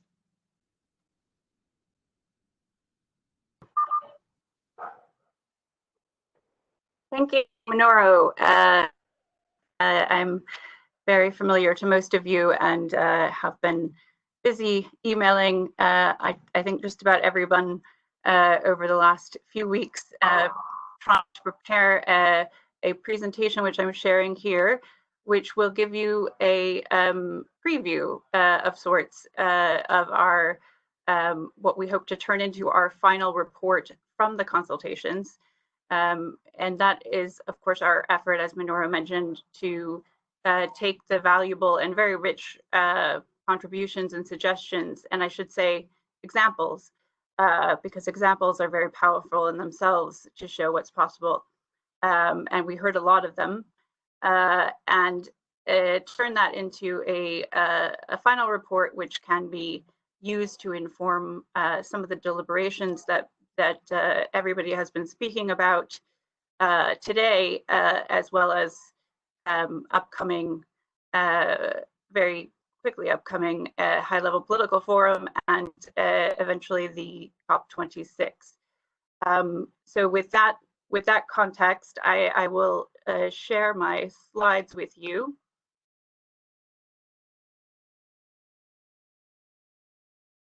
Hopefully you can see the first slide here.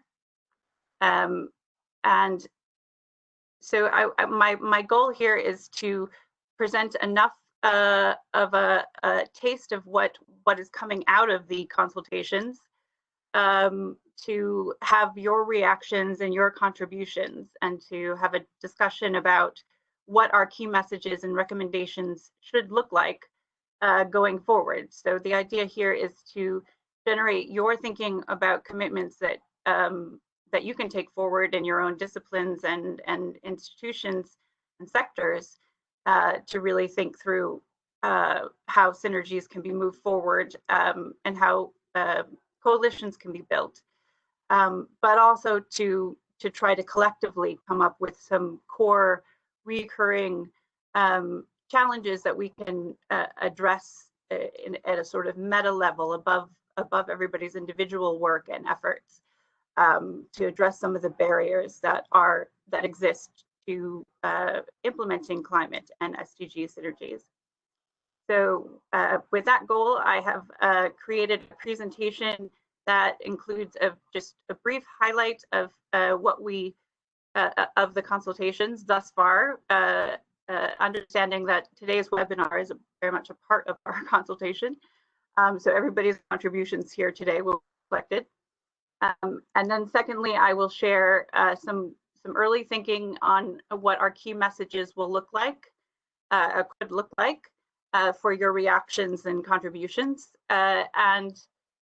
These are sort of key reoccurring themes that came through the consultations. And by consultations, I should probably clarify that we had 3 webinars, the third being in process, and as well an online questionnaire, which is basically trying to capture people's experiences with synergies in action. So we were asking very much for feedback with detailed questions on where they were finding barriers and opportunities on synergies. And I will also then, I have a slide on next steps. So going to the second slide, I wanted to highlight, because I think it's I think it is telling in itself the degree of participation that we have had in our first webinar and our second webinar, which respectively focused on planning processes for mapping and identifying synergies and avoiding trade-offs, and then secondly, the sectors and policies that offer the most opportunity. And those 2 webinars together attracted around 1,500 participants, many of them active participants, I should say, such as yourselves. And I think this is more than we expected, and it was a broad range. 105 countries were represented. That is also including the connection on Facebook Live. But I think broadly speaking, what we can glean from the degree of participation is that there is a consensus, or at least wide perspective that climate and SDG synergies are really central and key to recovering better and stronger from COVID. So the topic is resonating, and there seems to be great momentum. I don't think we've tried this before, this experiment with inviting everyone to join our discussions publicly, and the result has been encouraging. Many actively engaging, also through our questionnaires. So we had 77 responses, and these are quite detailed. Many are quite good, with examples and suggestions on synergies in practice. So, and we had 30 speakers over our webinars, including this one, representing 7 different disciplines. So I think there was a hunger for having this multidisciplinary forum where we can address the really big picture issue of how do you make these synergies work? What are the practicalities, and how do we get this to actually happen in the context of recovery? So to let you know, and I have a graph here which shows you that in addition to diversity across disciplines and geography, we have quite a few sectors. We had the most from academia and research, followed by NGOs and civil society, strong showing from government, international organizations. And I should say that our questionnaires were filled out, at least a good number of them, by community-based organizations and really quite grassroots input and feedback. So people are looking for an outlet to sort of share their input about how these things come together. Moving on to the next slide, I will start to go into some of the early thinking around our final report. And so my challenge has been to try to bring all of this, all of these good contributions into some format that makes sense, some degree of order, so that we can drill down to both key messages and recommendations. And here in my first slide, I'm sharing basically what I think is an overarching message coming out of the consultations widely because of the degree of participation, which is what I mentioned, that there seems to be a strong resonance that we need to build back better and stronger from the recovery, principally to make our institutions and societies more resilient, but also to tackle the challenges that have become very apparent in our context. So there is a real desire to see this this improvement to do things better in the context of recovery this time around. And I think the climate and SDG synergies seems to resonate with people in terms of it being a very important opportunity to do it efficiently and effectively. So there's a complementary aspect there where recovery itself requires big and urgent and unifying themes in order to focus productive public investment that is needed for recovery. And the SDGs and climate change provide that solidarity and also focus on achieving targets that are already commitments, and they're big and urgent enough to really drive that investment. So of course, in turn, the recovery measures are also big and urgent enough to help us overcome some of the barriers that get in the way, principally, financing and coordination constraints. With the urgency to recover better and stronger, we can reshape incentives and move these agendas forward in a more ambitious, accelerated path. So there's a real interlinkage between the recovery and our efforts here. And that's sort of a core overarching message coming out of our consultations. Existing proven initiatives, as I mentioned, there are many examples that have been shared, also are encouraging to this end, because they can be scaled and framed in recovery measures to improve the lives of people now, preserving livelihoods and extending social protection and strengthening public services, while also laying the ground for a climate responsible economic recovery and just transitions. So there's a sort of front loading that's possible in the context of initiatives that are already underway in many cases and or have proven to move SDG and climate change targets together in sync. And in that light, renewables and green infrastructure.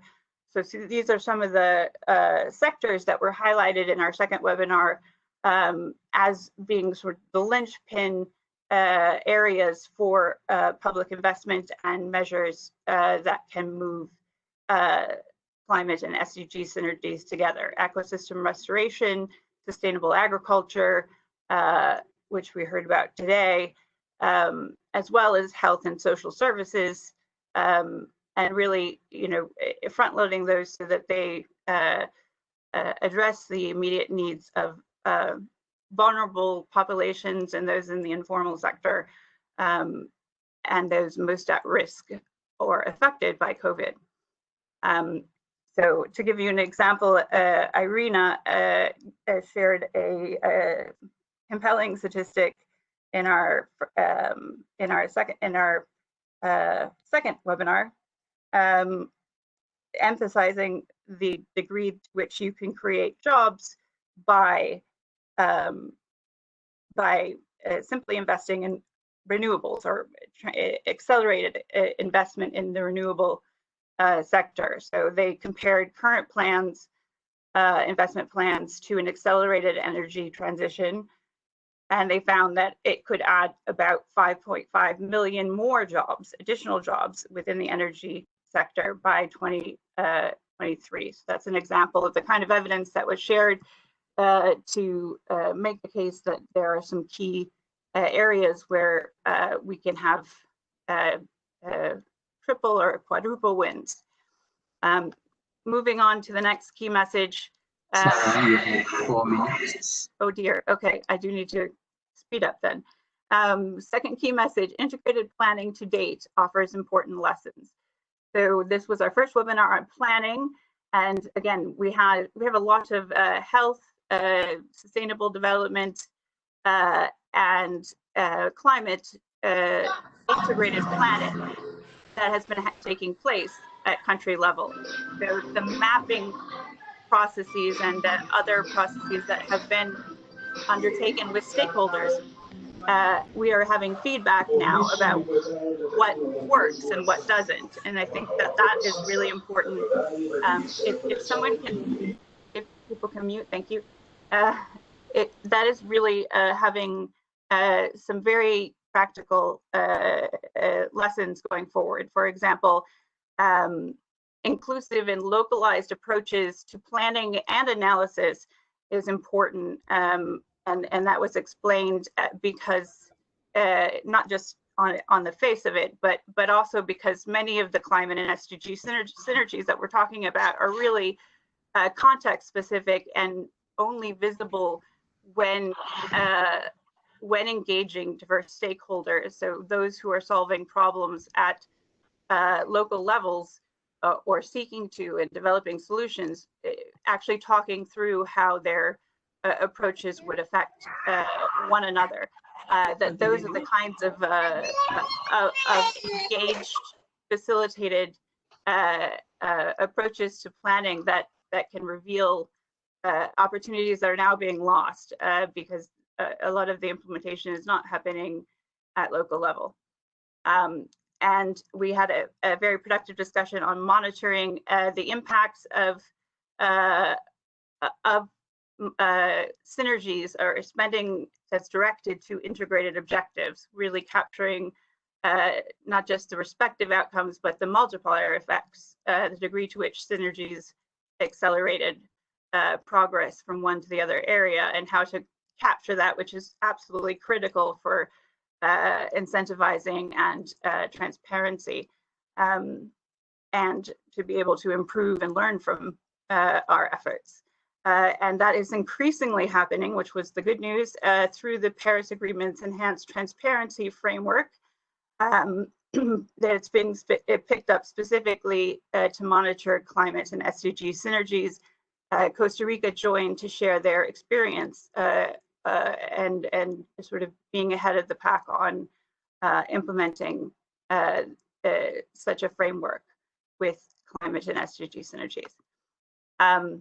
So thirdly and lastly, in terms of key messages, the final report that I'm proposing is that the pandemic has brought with it a new urgency and demand for know-how, financing, and partnerships that can drive climate and SDG synergies.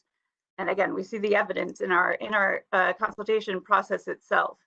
And so that is kind of where the actions come from. That in order to address, and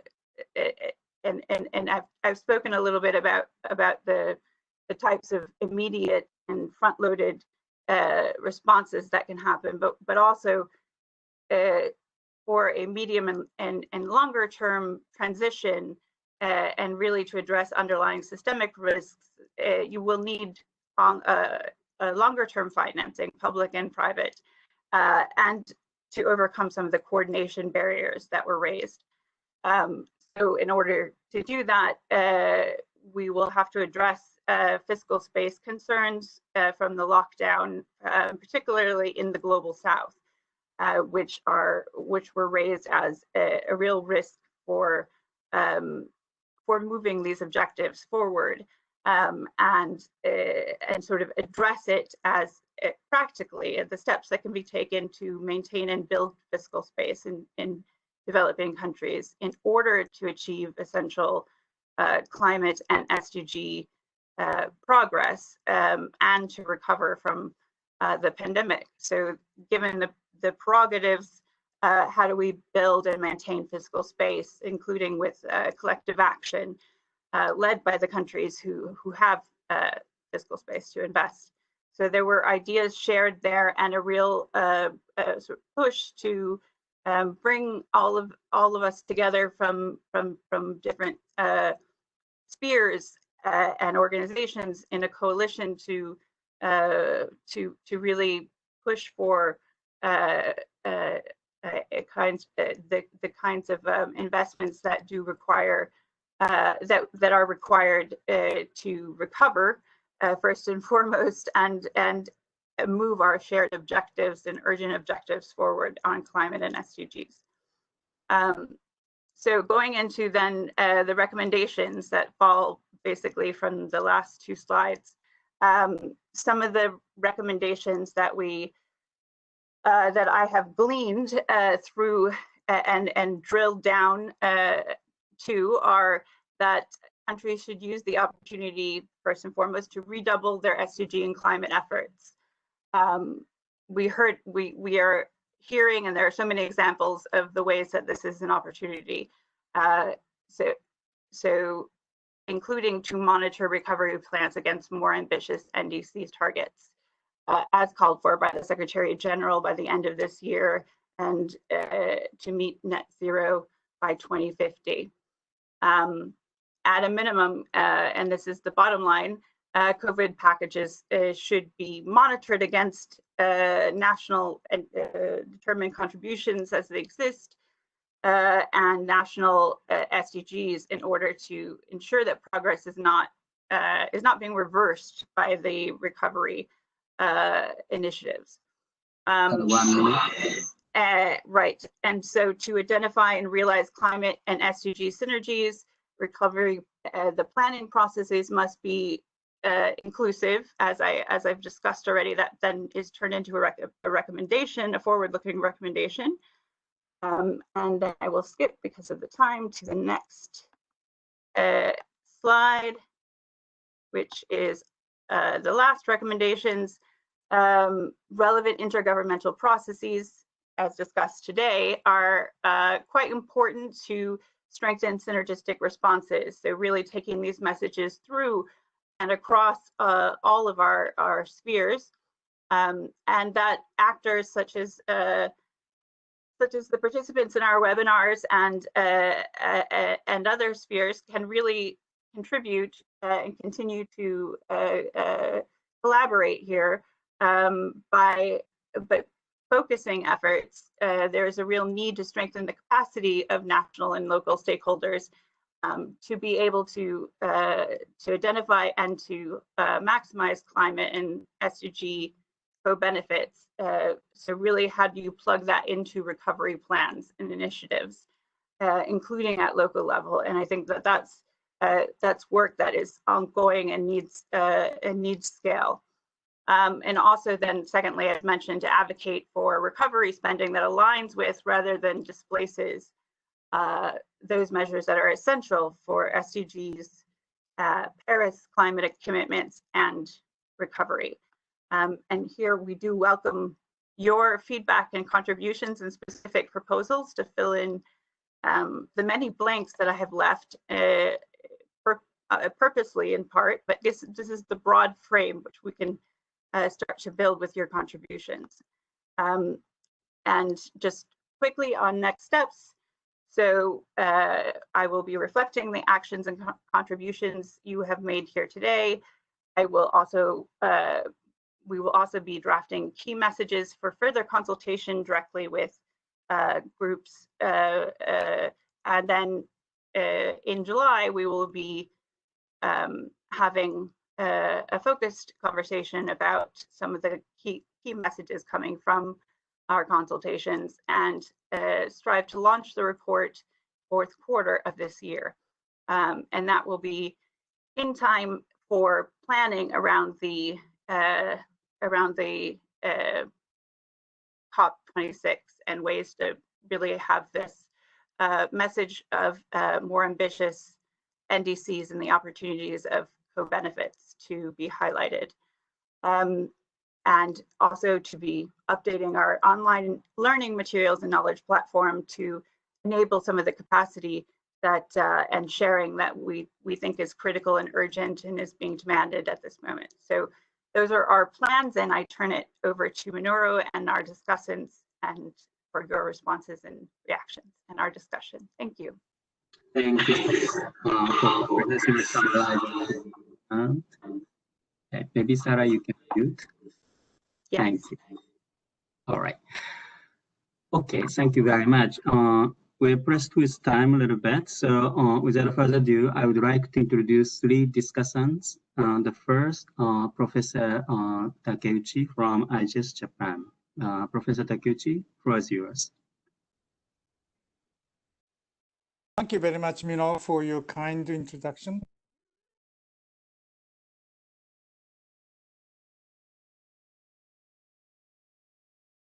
From Strategies or IGES headquarters in Japan. Let me extend my deep sympathy to those suffering from COVID-19. COVID-19 has been a tremendous tragedy. I also think it underlines that the work we are doing to deliver on climate change and SDGs is more vital than ever. Below, I will elaborate on why it is important to address synergies and avoid trade-offs between climate and other development priorities. Let me begin with the origins and the spread of COVID itself. COVID-19 is a result of changes. The first are increasingly unsustainable human interactions with natural systems. These interactions are driving zoonosis or the spread of communicable diseases from animal to people. Therefore, the discussion on the biodiversity is quite crucial for set of forces involves the negative impacts of rapid globalization. The speed and scale of globalization has exposed us to cascading set of risks that parallel the risks we see from a warming climate. To reduce these risks, it is essential that we begin to think and act in ways that reflect deep connections between ecosystem and climate changes. One way to do this is to ensure stronger linkages between the process meant to manage risks to biodiversity and from climate change. In more concrete terms, we need greater effort to meaningfully integrate the UNFCCC, Sendai Framework on Disaster Risk Reduction, and CBD. The linkage in these processes tend to be more ad hoc and touched to. They need to be more direct and explicit. In addition to building stronger bridges across international processes, there is a related need to bring science and policy closer together.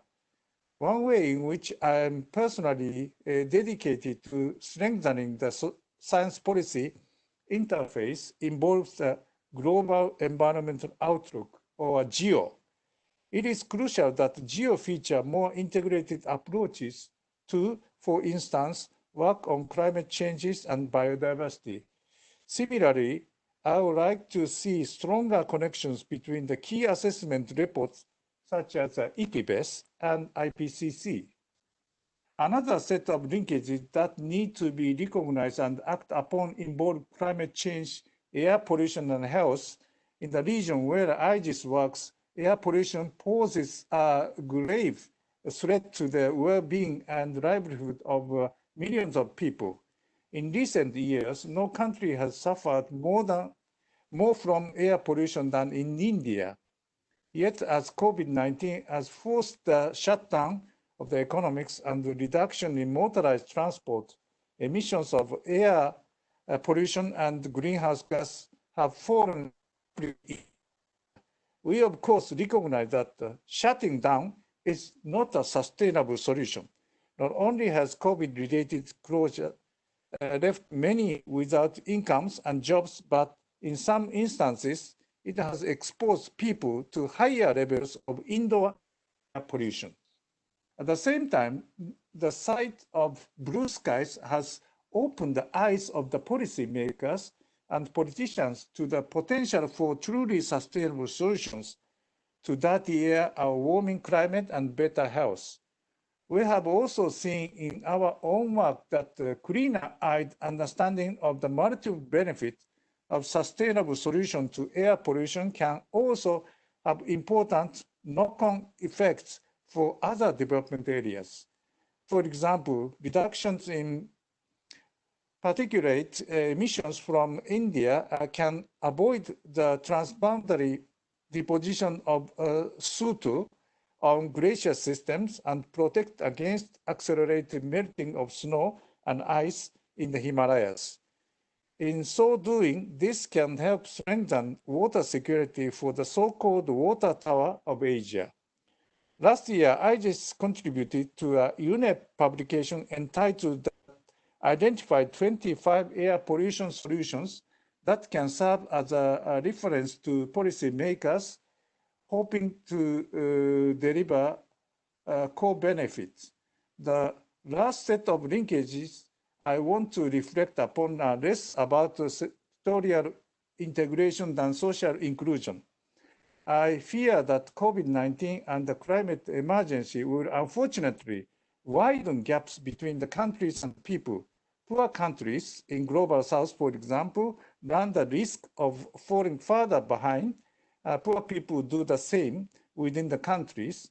While we talk about the issues, we must not lose sight for inclusion of countries and people in development processes. In the area of social distancing, governance arrangement that can guide the world and countries down a transition that is both environmentally sustainable and socially just imperative. To conclude, at this critical moment in the time, many are calling for us to build back better. At IGES, we see a complementary need to move forward together. It is in the spirit of the looking forward with a shared purpose that I would also like to highlight that we will feature work on synergies in project we are supporting on Ministry of the Environment Japan or MOEJ's online platform on COVID recoveries in September. And hopefully that the third Climate and SDG Synergy Conference, hopefully hosted by the MOEJ in Japan in 2021, as announced by the Minister Koizumi at the COP25 side event in Madrid. In these meetings, I just would like to support a new style of conference where there is a good mixture of physical and virtual exchanges. Thank you very much, Mino. Thank you very much, Professor Takeuchi, and particularly staying so late. It's almost midnight over there. I understand that. Thank you very much. And thank you for always stamping the need for coherence across many issues, climate, CBD, and disaster. We take that message very seriously. Thank you very much. May I invite Mwana Himasi Sinago from the Africa's Women's Development and Communication Network, and it's a representative of UN Major Group. Mwana Himasi, you have a floor.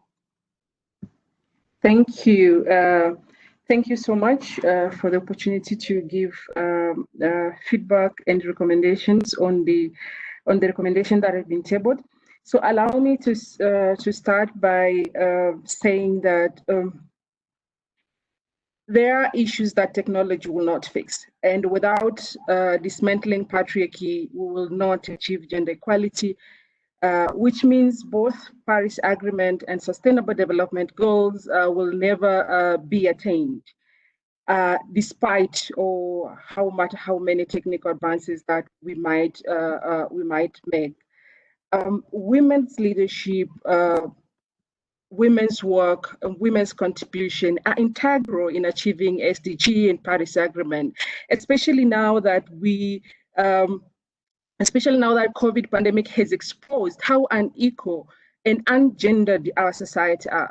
from creating a resilient agricultural system to supporting sustainable agriculture, as it's been said by previous speaker, to biodiversity conservation and rethinking transformative way to transform our transport and our cities.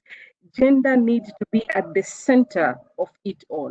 And as a feminist, I couldn't think of any other effective analytical tool that we can use than intersectional feminist analysis, which I strongly believe that can unlock the transformative potential of Agenda 2030 and show new paths for accelerated action. Intersectional analysis, in particular, question power structures.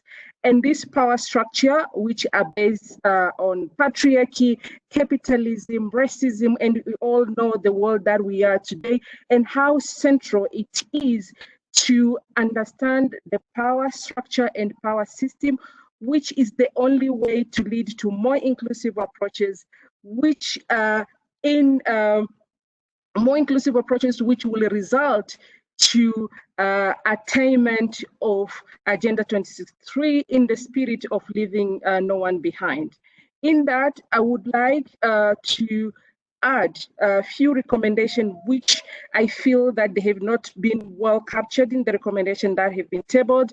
And one is government should meaningfully include women and girls in their diversity in decision-making, implementation, review, and follow-up of both a Sustainable Development Goal, but also Paris Agreement. Specifically now, we know that countries, for example, which have a stronger women's leadership, they have done better in responding to COVID, maintaining it and flattening the curve. But we have seen backtracking of women's leadership specifically now, and government needs to recommit. We need to regulate private sector, hold it accountable for its human rights violation, and tax it appropriately. There have been a lot of discussion about the role of private sector. We do strongly believe that more funding from private sector alone will not lead to sustainable development goal if corporations continue to go unregulated to avoid the tax obligation and violate human rights. Importantly, I think we really need to recommend the return and restore of land which has been captured and stolen by large-scale development projects that displace population and forcibly evict people who have used the land, manage it, or use it to cultivate. The central to the food question is the right to own land, specifically to women, indigenous people who need that land as the central resource for them to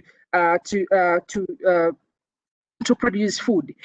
We need to respect, protect, and fulfill rights of adequate and culturally appropriate food and nutrition, specifically taking to the special consideration of specific needs of women, youth, children, people with specific, for example, long illness, etc., etc. So food and nutrition is a right to everyone, and that needs to be respected and promoted.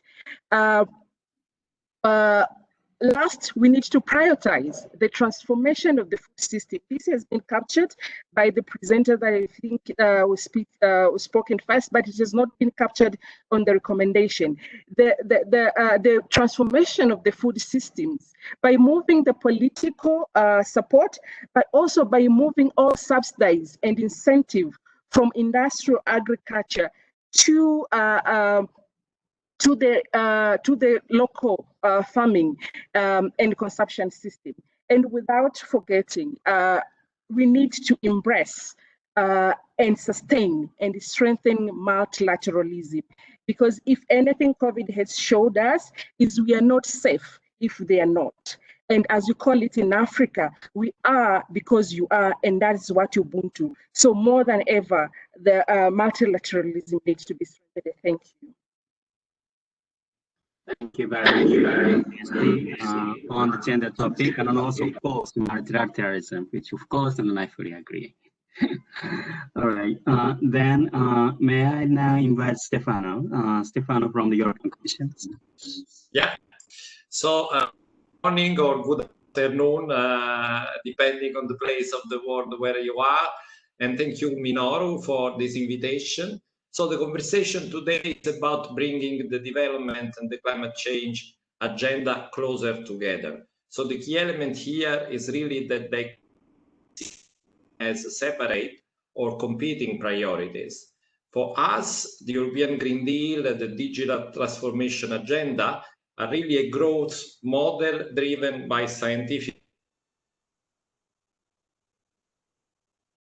way, and is providing concrete examples on the benefits it can bring.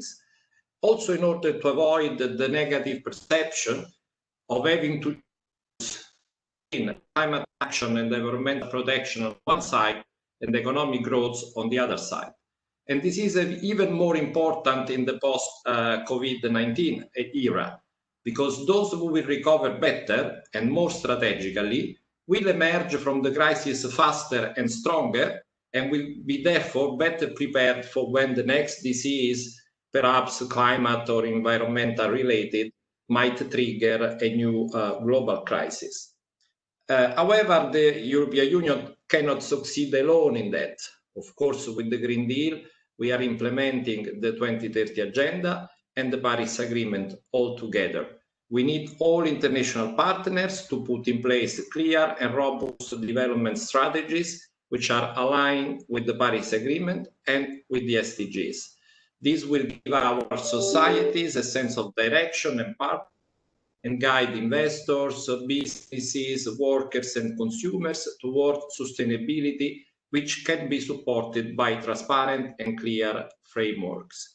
We have proposed a reinforced budget this year to accompany the green recovery, and from next year we will have a fully fledged 7-year budget cycle to program where sustainable finance and green action for sustainable development will play a stronger role.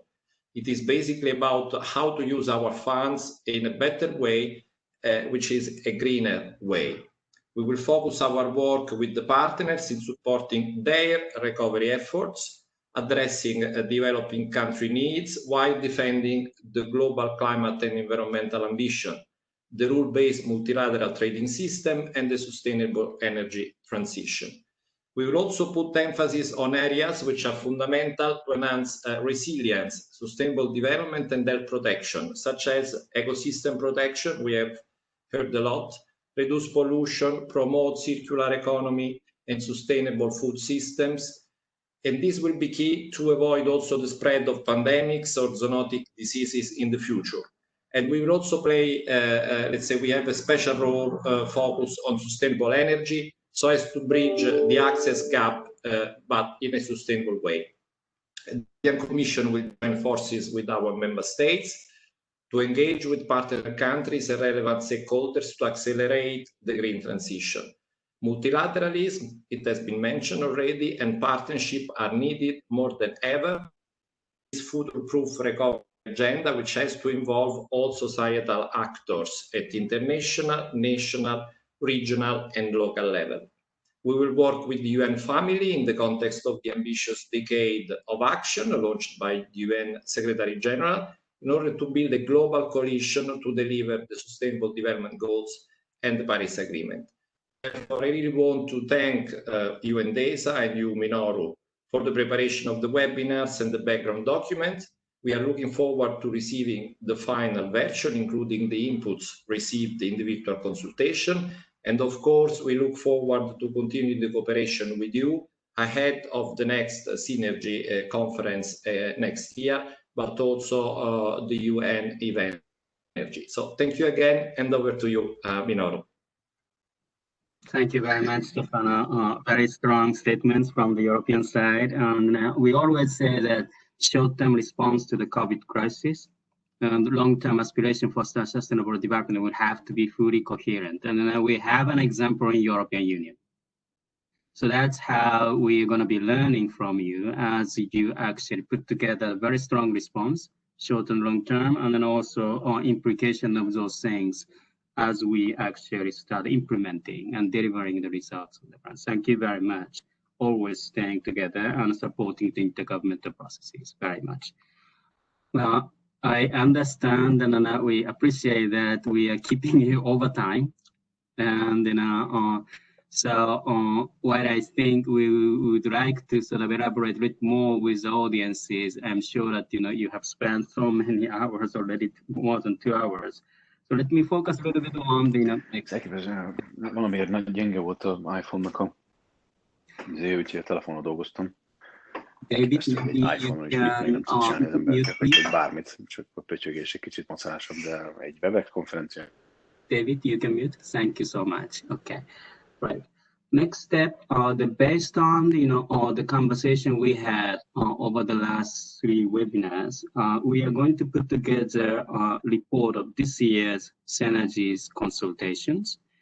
And what we'll do is that, particularly so the key recommendations part, we try to put together over the next several weeks and try to circulate widely for your comments.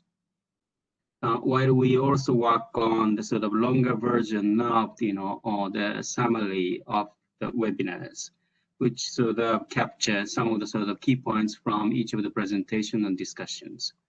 So please do expect that you will receive some communications from us sometime in July, which will include, among others, such sort of, asking for your inputs on key recommendations.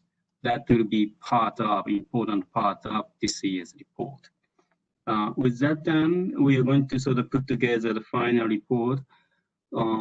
Ideally, we would have actually sort of launched this, the report at the time of annual conference of parties of UNFCCC. But this year, because of the situation, we do not have COP, UNFCCC COP this year. So we try to find an alternative way to launch it somewhere on fourth quarter of 2020 this year. In parallel, we also start thinking about next year. And we don't know exactly how this sort of, physical movement restrictions are going to be unfolding to be normal toward next year, but anticipating that next year we'll have a different way of engaging, perhaps mixture of in-person and virtual modalities.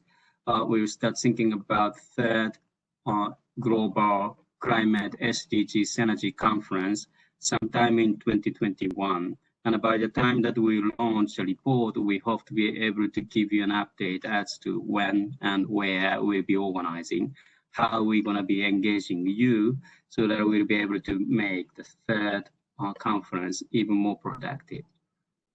With this one, that I am moving to conclude this webinar, or I am going to say that on behalf of the organizer, which is the UNFCCC Secretariat and the UNDESA, we would really like to extend our sincere thanks to you for producing such a sort of excellent ideas and sharing your thoughts about how to strengthen synergy. This idea we started 2 years ago. It is gaining really momentum.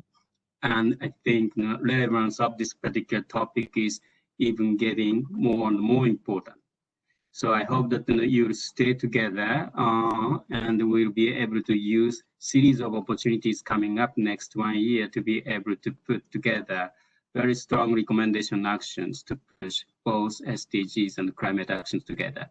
So with this, I would like to sort of close this webinar with thanks to everybody. And then we hope to see you soon. Thank you very much. Thank you. Bye, Minoru. Bye-bye. Thank you very much. Bye. Thank you, Minoru. Thank you very much. Bye-bye.